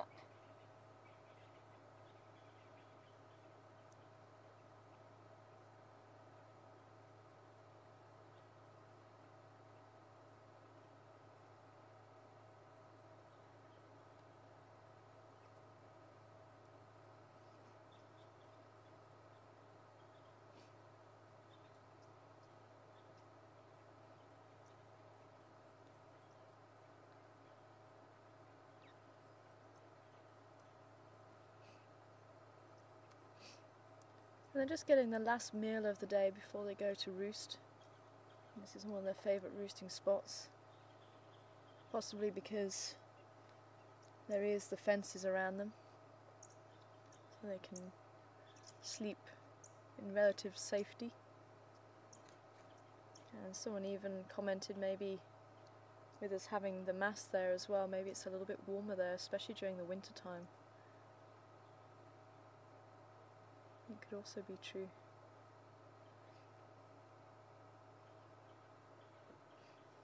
But whatever it is, they certainly have themselves a nice spot.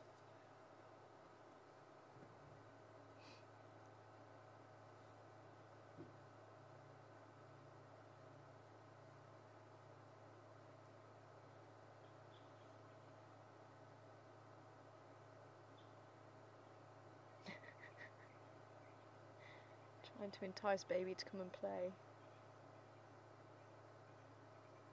He's so naughty. Yeah, little Huey. This one walking up to Evelyn now is quite naughty. Look at that. It's like a big brother, but quite a rough big brother.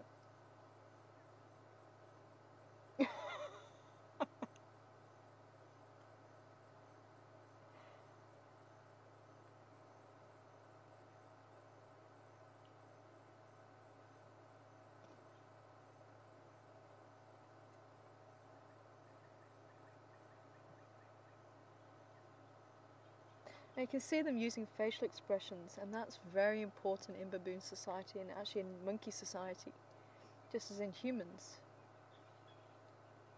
So facial expressions can convey a lot.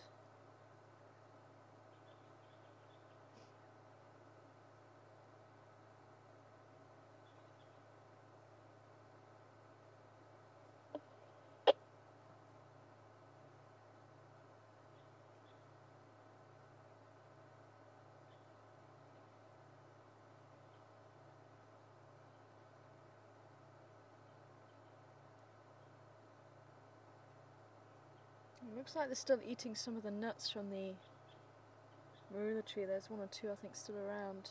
Maybe the squirrels haven't got to. You can actually see them rubbing them between the hands. Yeah, Tankman's doing it now, just to the left of the screen. And Shirley at the back there, she was also rubbing it between her hands.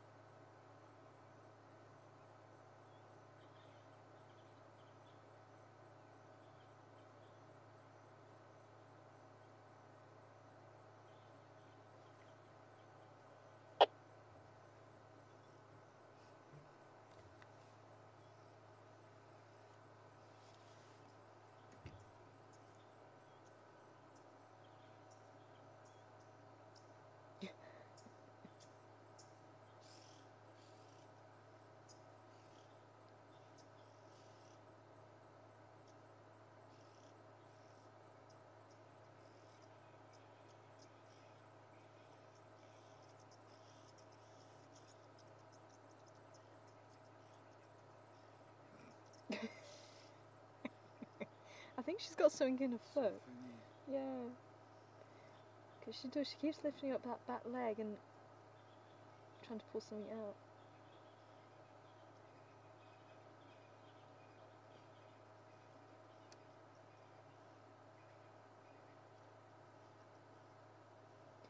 And in about another two weeks or so, maybe 3 weeks, we may see little Genesis, the newborn, riding on the back of Shirley, jockey style, like Evelyn already does with Mrs. Psycho, her mother. If you're wondering where they get the names from, Graham, who has been researching the baboons, gave them all names. And when you're researching an animal, it does help so that you can see the interactions between the individuals. You can call them A and B and C, but names kind of makes it a little bit more fun, I think.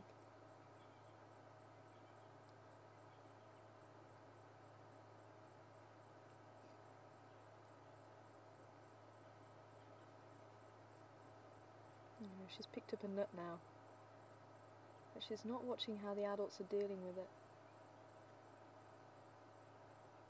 Rather play with the stick, thank you. Actually, I think she'd rather play with little Genesis, but it's not wanting to play with her.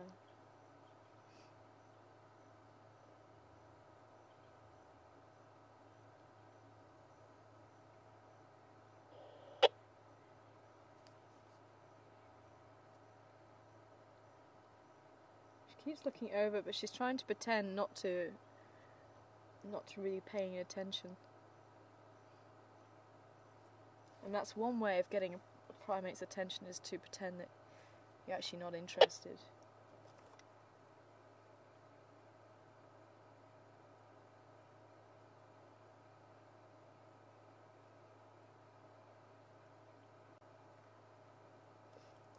And there's LB. You can see she's still in estrus.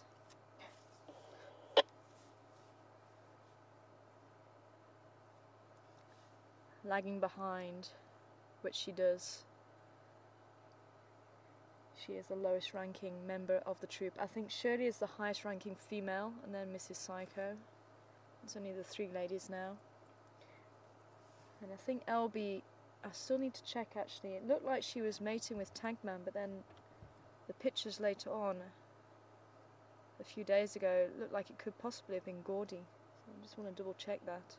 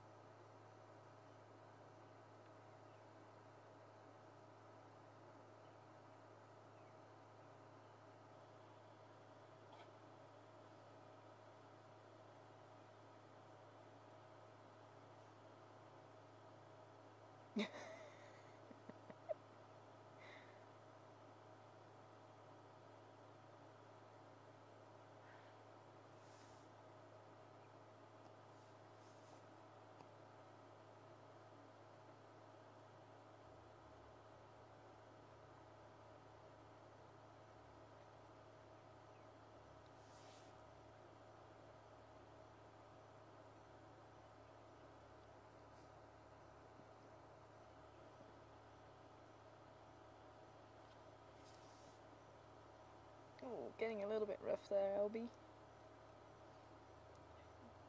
Reprimanding her, she's not interested. But that could be quite dangerous for LB, because if she gets caught, Mrs. Psycho could put her in a place. But I think they do have a relationship. I think they do have a friendship. And friendships are very important in baboon society. And basically, if you do have a much larger troop, if you get lower ranking individuals being picked on, their higher ranking friends may come and help them. With there only being 3 females here. And I think if she tried to reprimand Little Evelyn too much, there could be a problem.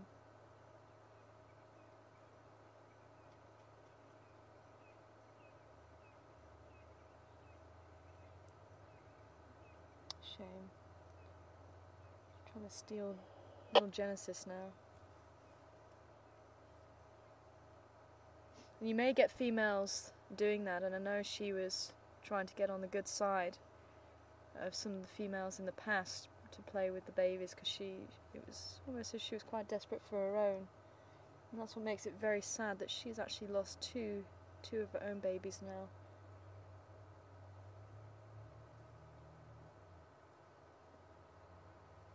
But she has been mated with again, so maybe 6 months down the line we may see another new arrival to the Gowrie gang.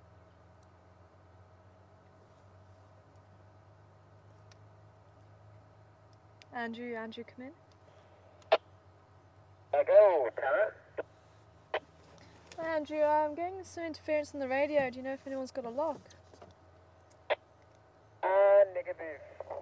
Tara, I left that Abbey Nyati crossing Philemon's pipeline to the north. Otherwise, I know north now. In fact, there's low 5,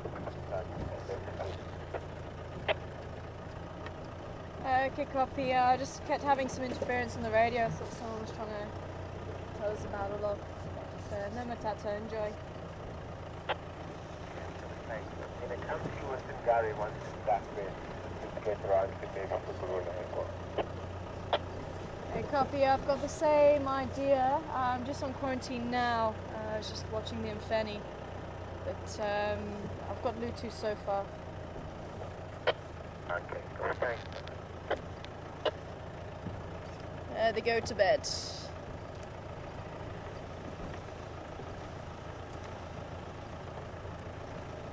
Good night, everybody. Sleep well.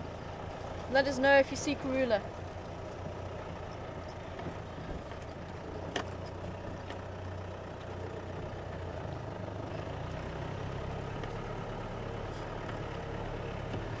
Interesting question, Annie. Why are baboons' feet so pigeon-toed?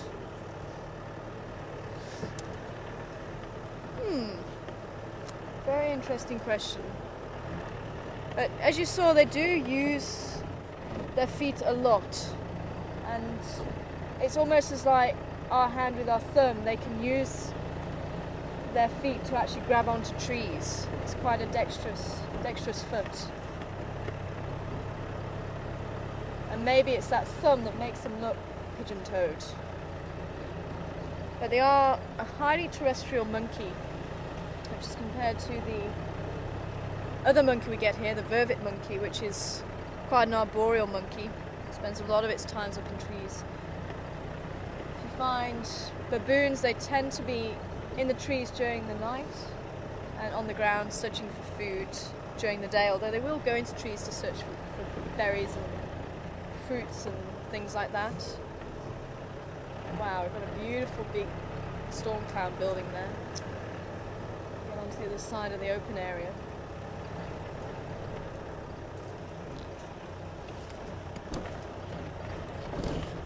And as yet, no sign for Karula. I was really hoping she might make an appearance. I'm going to try and stop in an open bit so we can have a look. Maybe we need to go back onto the other side and see. She's out and about around the back of the lodge in the drainage line. Maybe that's the plan. Ooh. Hello, giraffe. We've got the moon on the left. Full moon. Is it full moon? Almost full moon. Okay, maybe I need to roll forward because I can see it nicely through there. We've got the clouds and the giraffe on the right and the moon on the left. And the two boys having a very tender moment. I'm getting quite attached to these males. They keep getting left behind by their mothers.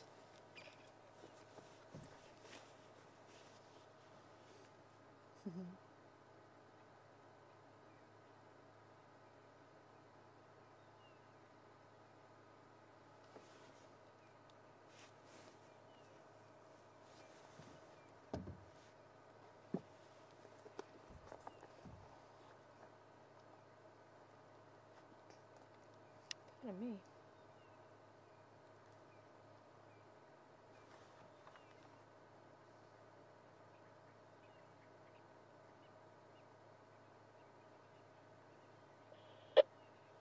Any Truma station come into Nigel?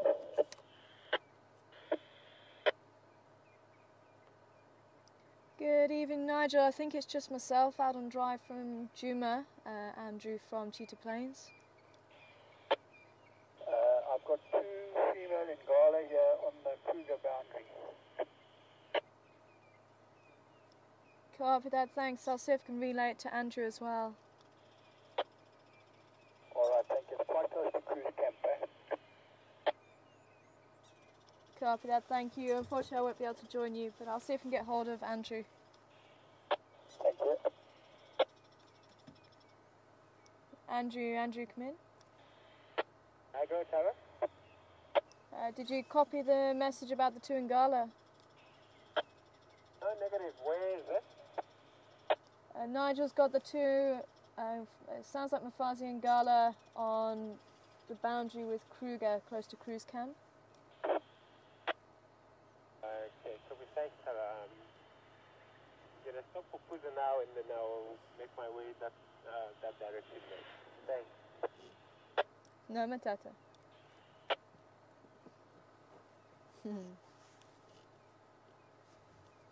Oh, maybe I was wrong. This isn't the 2 boys after all.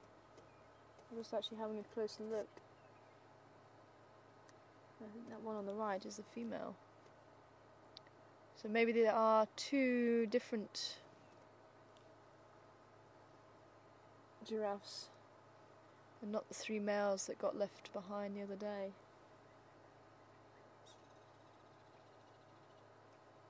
Actually, yeah, that one looks a little bit furry, those horns. Okay, what are you guys looking at? Are you looking at another giraffe? There's one of the mothers to the right, but she was looking over her shoulder in the same direction as baby giraffe was.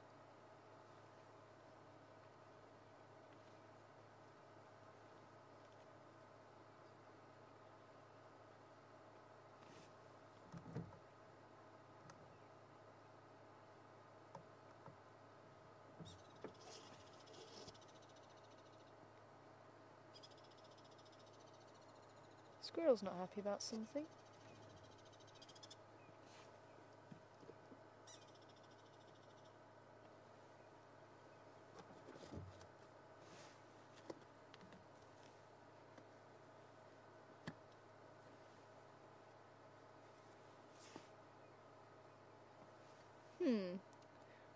Okay.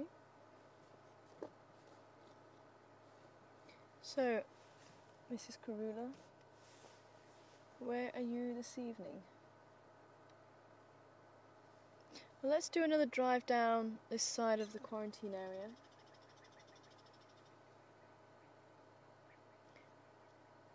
Let's see if we can pick up anything from this side. Did we see the moon? No. We'll have a quick look at the moon.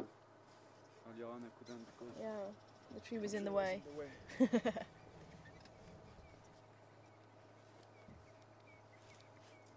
Just looking quite eerie.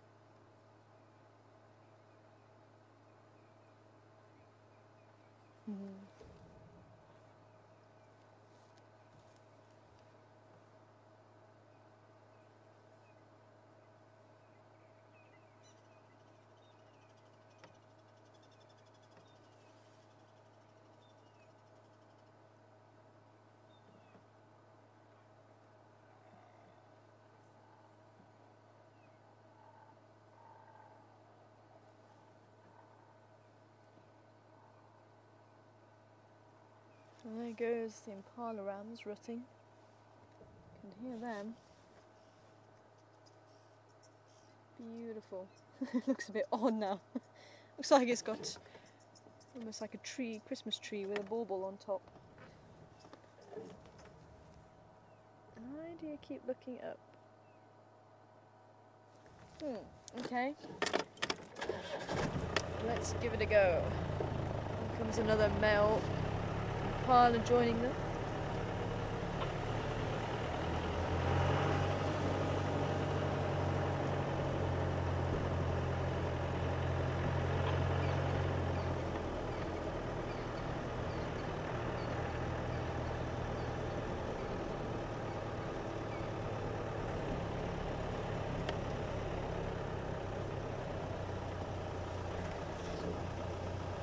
Sorry, ladies.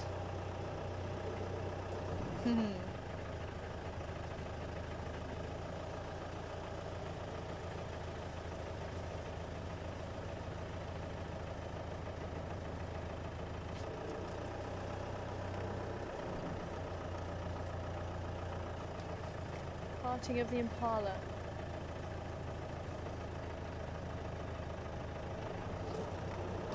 So it's wise just to keep an ear to the ground, and to know where the impala herd is always very handy, because if we hear them calling a little bit later, at least we can kind of pinpoint where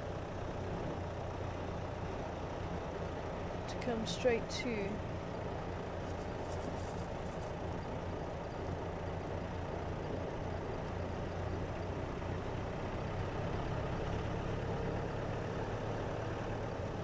Karula has been keeping a low profile over the last couple of days, spending time in the lodge. Apparently the cubs were playing on the deck of room 4. I think they were seen by the maintenance manager yesterday, and apparently Karula did snarl at him.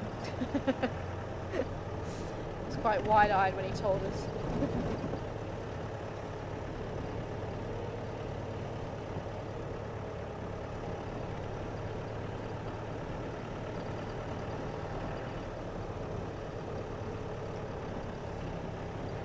And thank you very much for your question, All Angels, over there in Miami. I wonder what time of day it will be there, or night.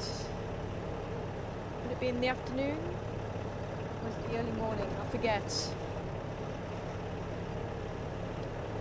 Quite handy to have one of those little clocks here, so I can actually have a look, see what time everybody else is that you have in the offices.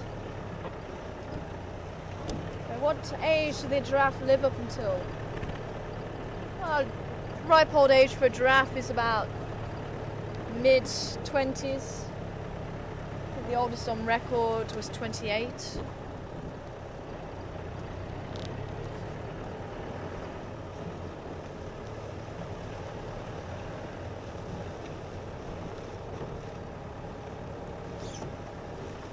So not as long-lived as elephants.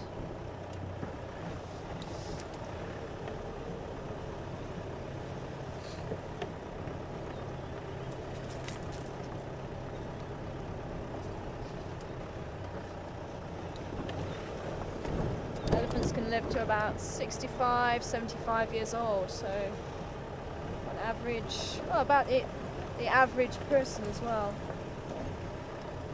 Obviously, give or take a few years for the humans, roughly about the same age. Oops. Sorry, Sebastian. Did I lose you there? Huh? Did I lose you there? No. You're holding on. You're holding on well. That bump always gets me. Used to my driving. Actually, I think someone said we should get danger pay. Maybe you should with my driving. Welcome on board, Zach. Thank you, well. And the last time Karula was seen, when was that? That was, I think, the 8th. I think it was the 8th of May when we broadcasted, and I think that was when Karula and the cubs had an unfortunate clash with the hyena, and I think the cub only just manage to get into the tree. Only just. Actually started running towards the hyena. And then managed to get into a tree. But I'm not too sure which cub it was. I didn't watch and I haven't seen the footage yet. So I have to try and see that footage. And see who it was that was running towards the hyena.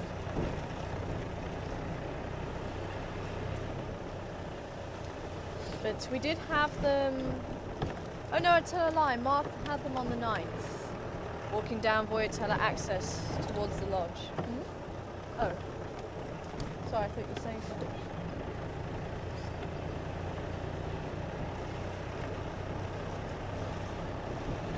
I don't usually have a good memory for dates. I've just written the blog. That's why I know. I had to go looking for the dates. Trying to get everything in order.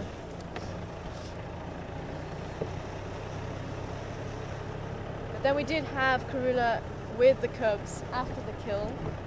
So they'd actually made the kill that morning. We only found out they made a kill after drive. Or she made a kill. Now she was actually taking the cubs back to the kill. And she was sat on the leadwood. Actually, I should have showed you the leadwood. It wasn't too far from where we had the baboons just now, by Yuri's house. So she was literally on our driveway. So just at the end of the driveway, there's the big tree there. And that is where Karula was sitting with the cubs.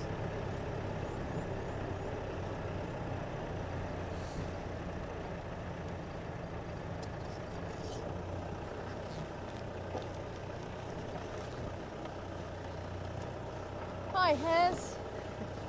Interesting question there. Do animals show any interesting behaviour when it's full moon, like some humans do? You may get more or less hunting depending on the species. The cats don't tend to hunt too much during full moon. Their movements can be spotted easily. No pun intended.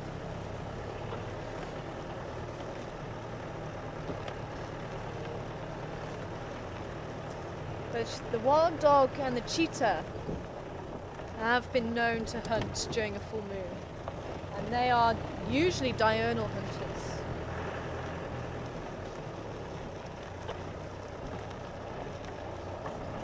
But during a full moon, the light may be good enough for them to hunt.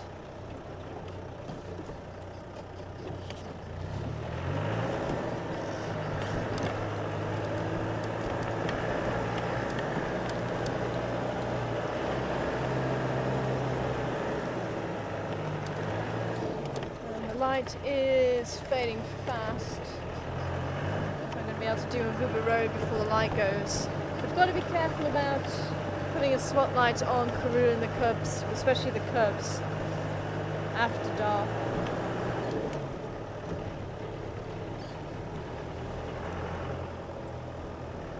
Unfortunately, with the cloud that was behind the giraffe a little bit earlier, it's meant that we're losing the light much quicker than what we usually do.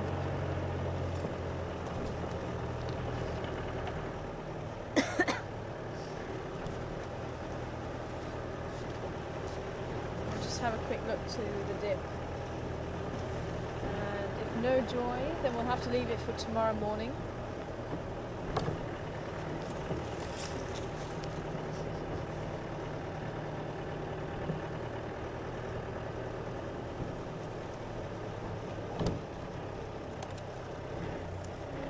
Everyone has been quite quiet around the dams. Maybe she has vacated the area, or maybe just moved further north into the drainage line. Oh well, it was worth a look around here.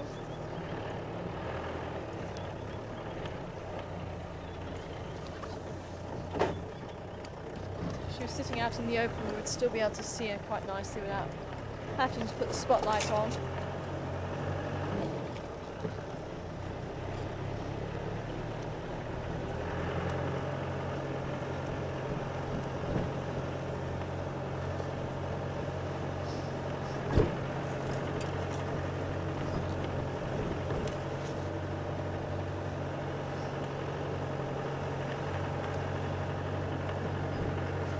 So I think instead, let's go and see what the hyenas are actually up to.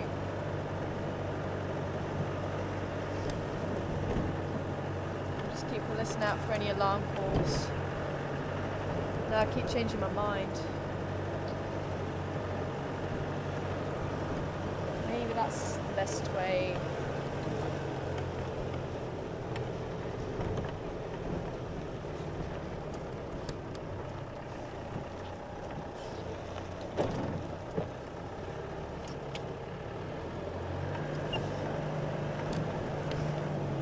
As for other animals,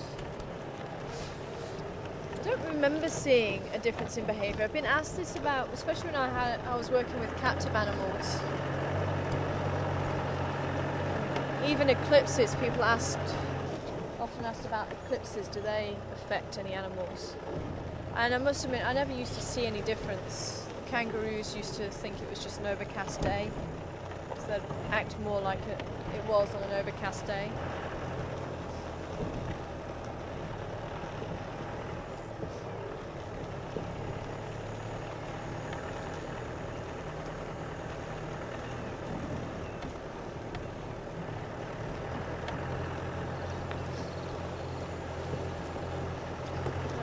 Fowl are going to bed now. I can hear them chirping away.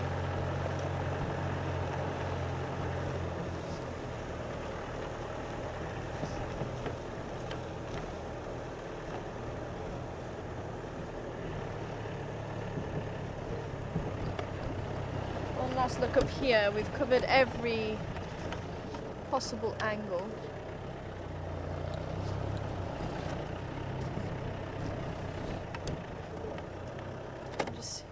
Where the guinea fowl are.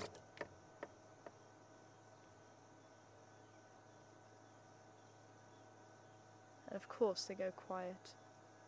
They should be up in the trees now.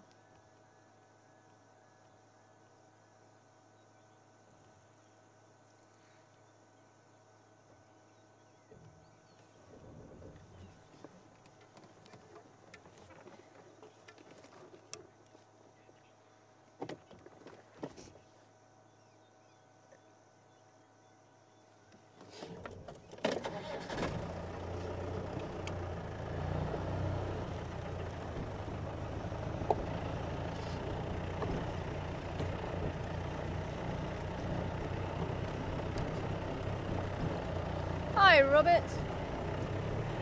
Good afternoon to you too. Wanting to know when giraffes start and stop breeding. Giraffe bulls tend to mature around 6-7 years old. But they probably only breed maybe a couple of years after that, so they have the dominant bulls to contend with, unless they can find a female that isn't being followed by a dominant bull. Females also around 6 years old, if I can remember rightly. And as far as I know, they can breed right up until just before they die.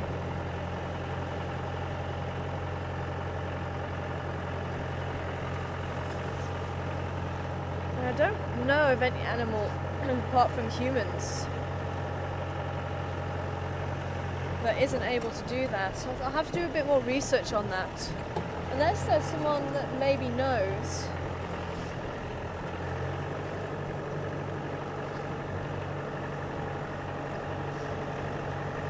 Maybe has heard of some animals. But if you look at the animals here in the Sabi Sands, especially like the lions, well, especially the leopards, should I say. The leopards. White cloth was about 16 years old. Probably the oldest leopard. She's 16? No, I think she actually got to about 17 or 18. And she had her cub of about a year old with her. So she was still able to breed in her late teens. Getting quite old for a leopard. At the moment, Karula is in her prime. She is a beautiful lady doing extremely well, having boasted 2 litters, being successfully raised right through to adulthood and is now in her third. And even her daughters, sadly, her daughter, well, everyone knows her as Shadow, we know her as Tingana. Sadly, she has lost both her cubs. That was her first litter, and she's about 4 years old. And Karula was just around 2.5 when she first mated for her first litter. So she was not that old. And her other daughter, Saseka, everyone else knows her as Tandy, unfortunately also has lost one cub. So she only has one remaining now.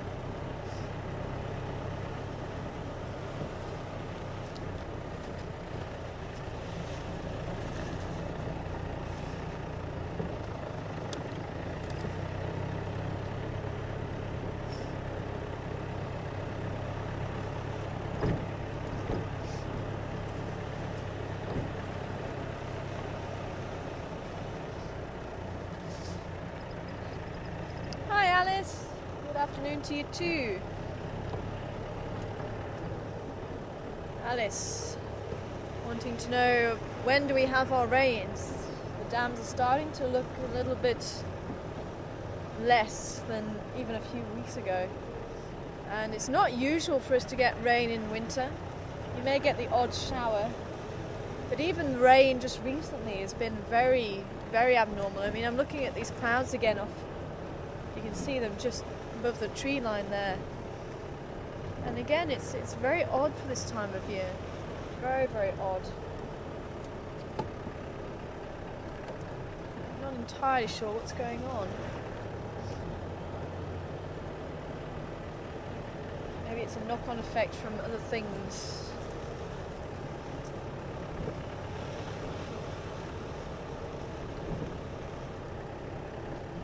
Although I think the weather does go through a cycle too. So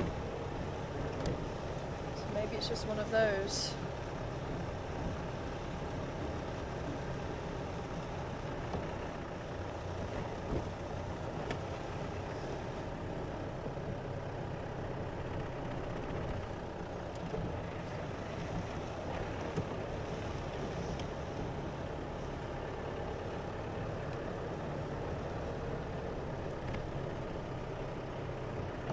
Yes, and I got interrupted with my, I think it's actually a python track. The more I think about it, I think it is a python track that we had a little bit earlier.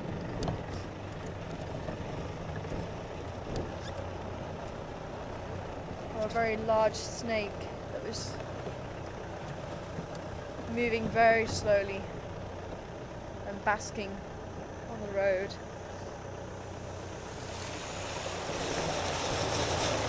But the second track that few people answered, and Raisa got it right, well done Raisa, was an antlion track. And maybe tomorrow morning I'll be able to show you an antlion. Not really the best time of year or day to try and find one, but you never know, might be lucky tomorrow. At least it shows there are still some around, moving around. They are a winged insect when they're an adult. They have these translucent wings, almost like a dragonfly, almost like a fairy. Just want to see if the adults are around here. Same thing, we'll have to be careful if the cubs are here. Just want to see if the adults are around.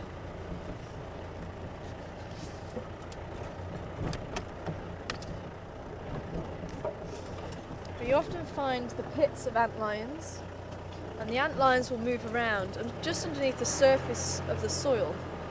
And as they move around, they dig a tunnel underneath the surface, and where they have been, the tunnel collapses because it's fairly close to the surface. So it collapses in on itself, so you get this very narrow track.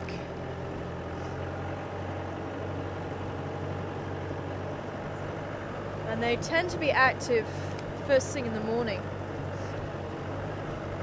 So you can tell if a track is old or fresh if you've got the antline tracks in it. So the tracks this afternoon, if they had the antline tracks over them, you can pretty much guarantee those tracks would have been early morning or maybe even during the night. If they were over the antline tracks, you can pretty much guarantee they're after the first couple of hours of the morning.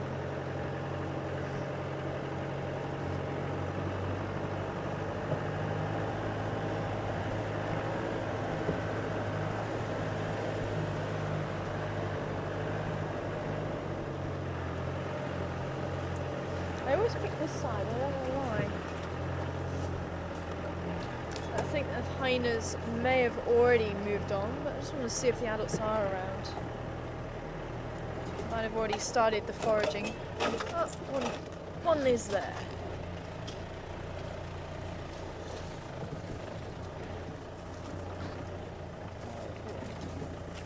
Okay. Go through. Sweet.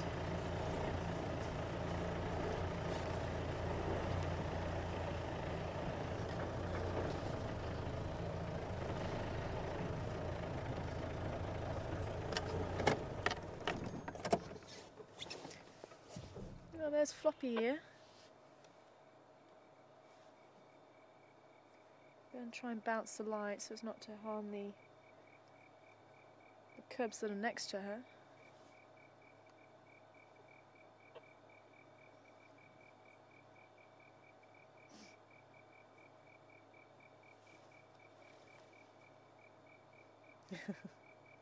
Got an inquisitive little one here.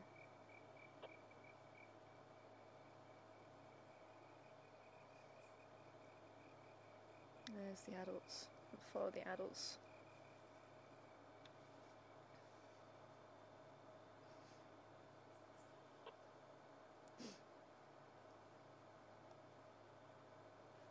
And so we just have to be very careful with the cubs and the spotlight on them. I'll try and bounce it off the ground if we can, but we're not going to be staying too long with them.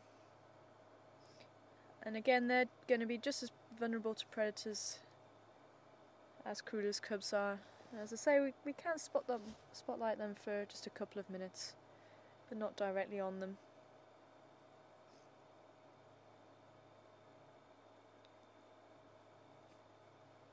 Looks like they're full of life this evening.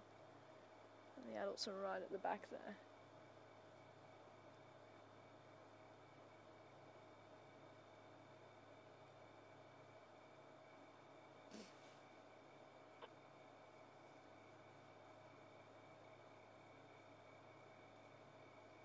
Here they come.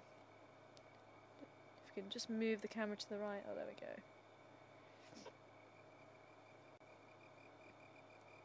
And there might actually be 6 pups here.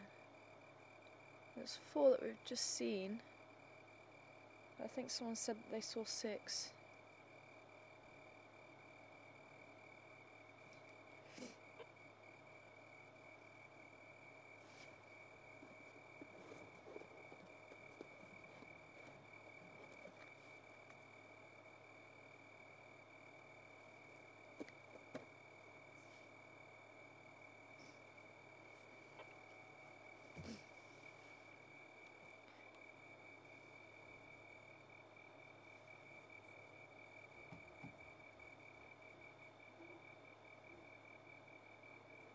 I'd love to hear them calling right now.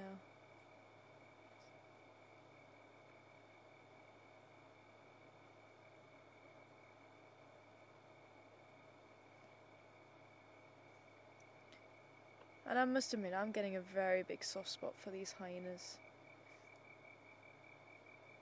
I know a lot of people think that they're just mangy scavengers, and actually they're not, and I think there's a lot more to them that meets the eye. Oh, we've got a little investigator here going on. You able to see it?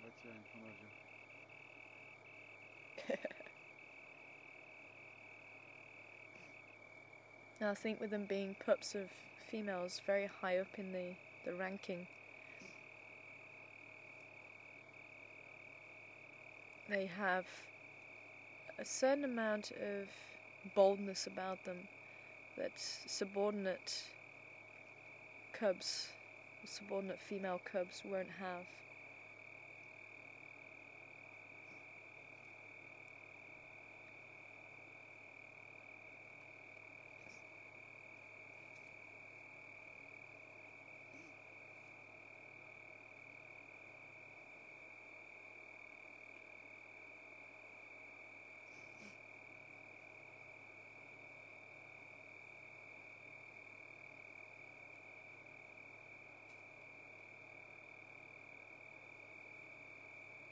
And especially with the cubs being at the den site, obviously they do have the protection there.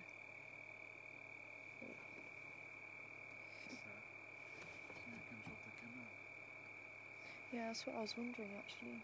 Sorry? That's what I was wondering, maybe we can give it a go. Try. Yeah, we can try it. I'm just going to see if we can drop the camera just over the side so we can maybe have a better...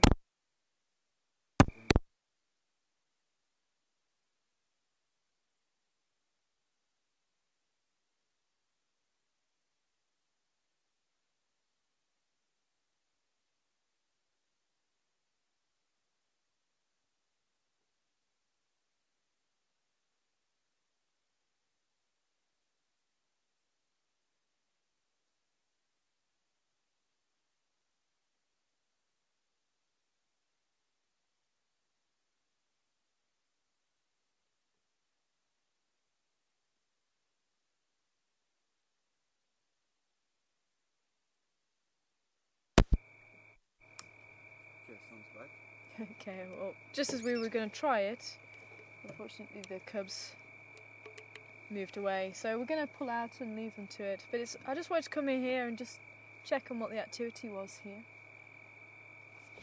And it's always quite nice just to try different times of the day, just to see what is actually going on with the hyenas. Because obviously books get written, and it's always nice just to have, while we have this opportunity, to actually see if the books are correct. Because sometimes what we think we know is not always the case, and maybe what's true for one animal in one area might be different for the same animal in a different area. So still very bold though. But let's leave them to it. I don't want to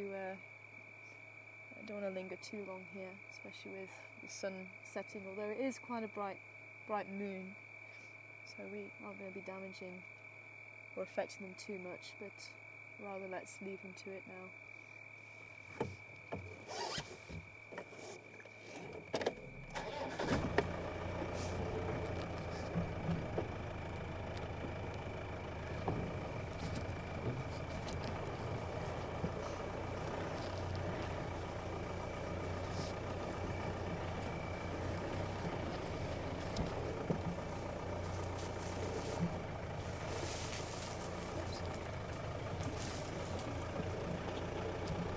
There's my road.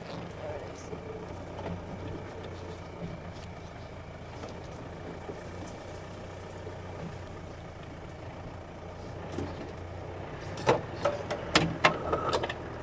Quite interesting to see Floppy Ear, the head of the clan, is still with the cubs.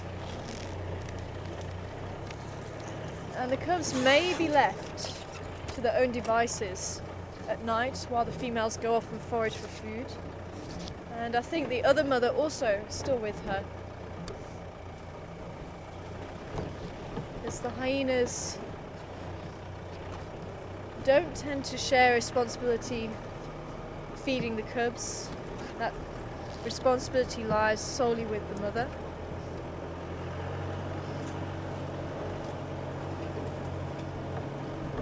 But there is generally quite a high competition for food, and that's possibly why the hyenas, the females, have become so big and aggressive,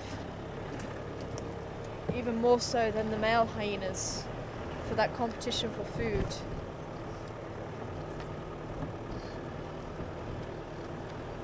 When the mothers go off to find food, the cubs will hide in the holes, and quite often they'll find little holes, and that was also an abandoned termite mound.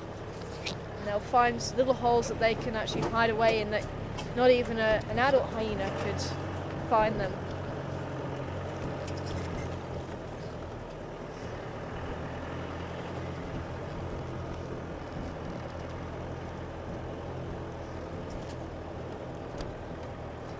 especially with floppy ear and the other adult being there. It's fine for us to have a look at them. But had the adults not have been there, then I'd have been more reluctant to actually put the light on the cubs. But having said that, the cubs probably wouldn't be out anyway. Certainly quite a nice quick hello to the lady.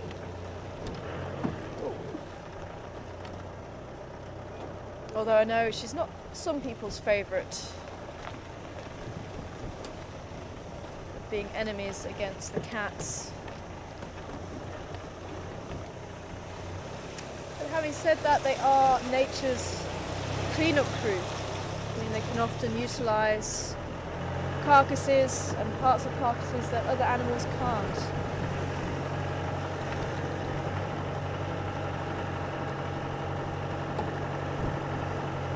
I'm just thinking on the last question, just before I say goodbye, maybe it's because the full moon is out. Maybe that's why Floppy Ear and the other mother are with the cubs. Maybe.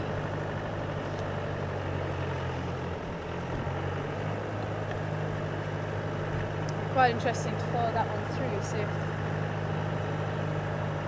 it's the same behaviour next full moon.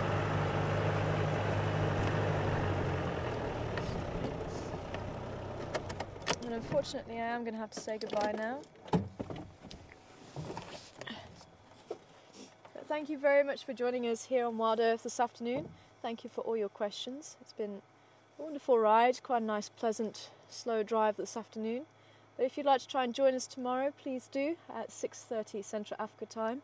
I'll be heading out once more and maybe see if we can try and catch up with Crew and the cubs and see if she has left the building at Voyatella or whether she is still around there. Who knows? But maybe tonight she may be lucky with a hunt and she might even be out on the quarantine area.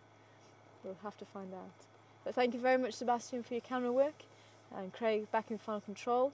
Myself, I'll be saying goodbye. My name's Tara. I will see you here again on Wild Earth very soon. Take care, everyone.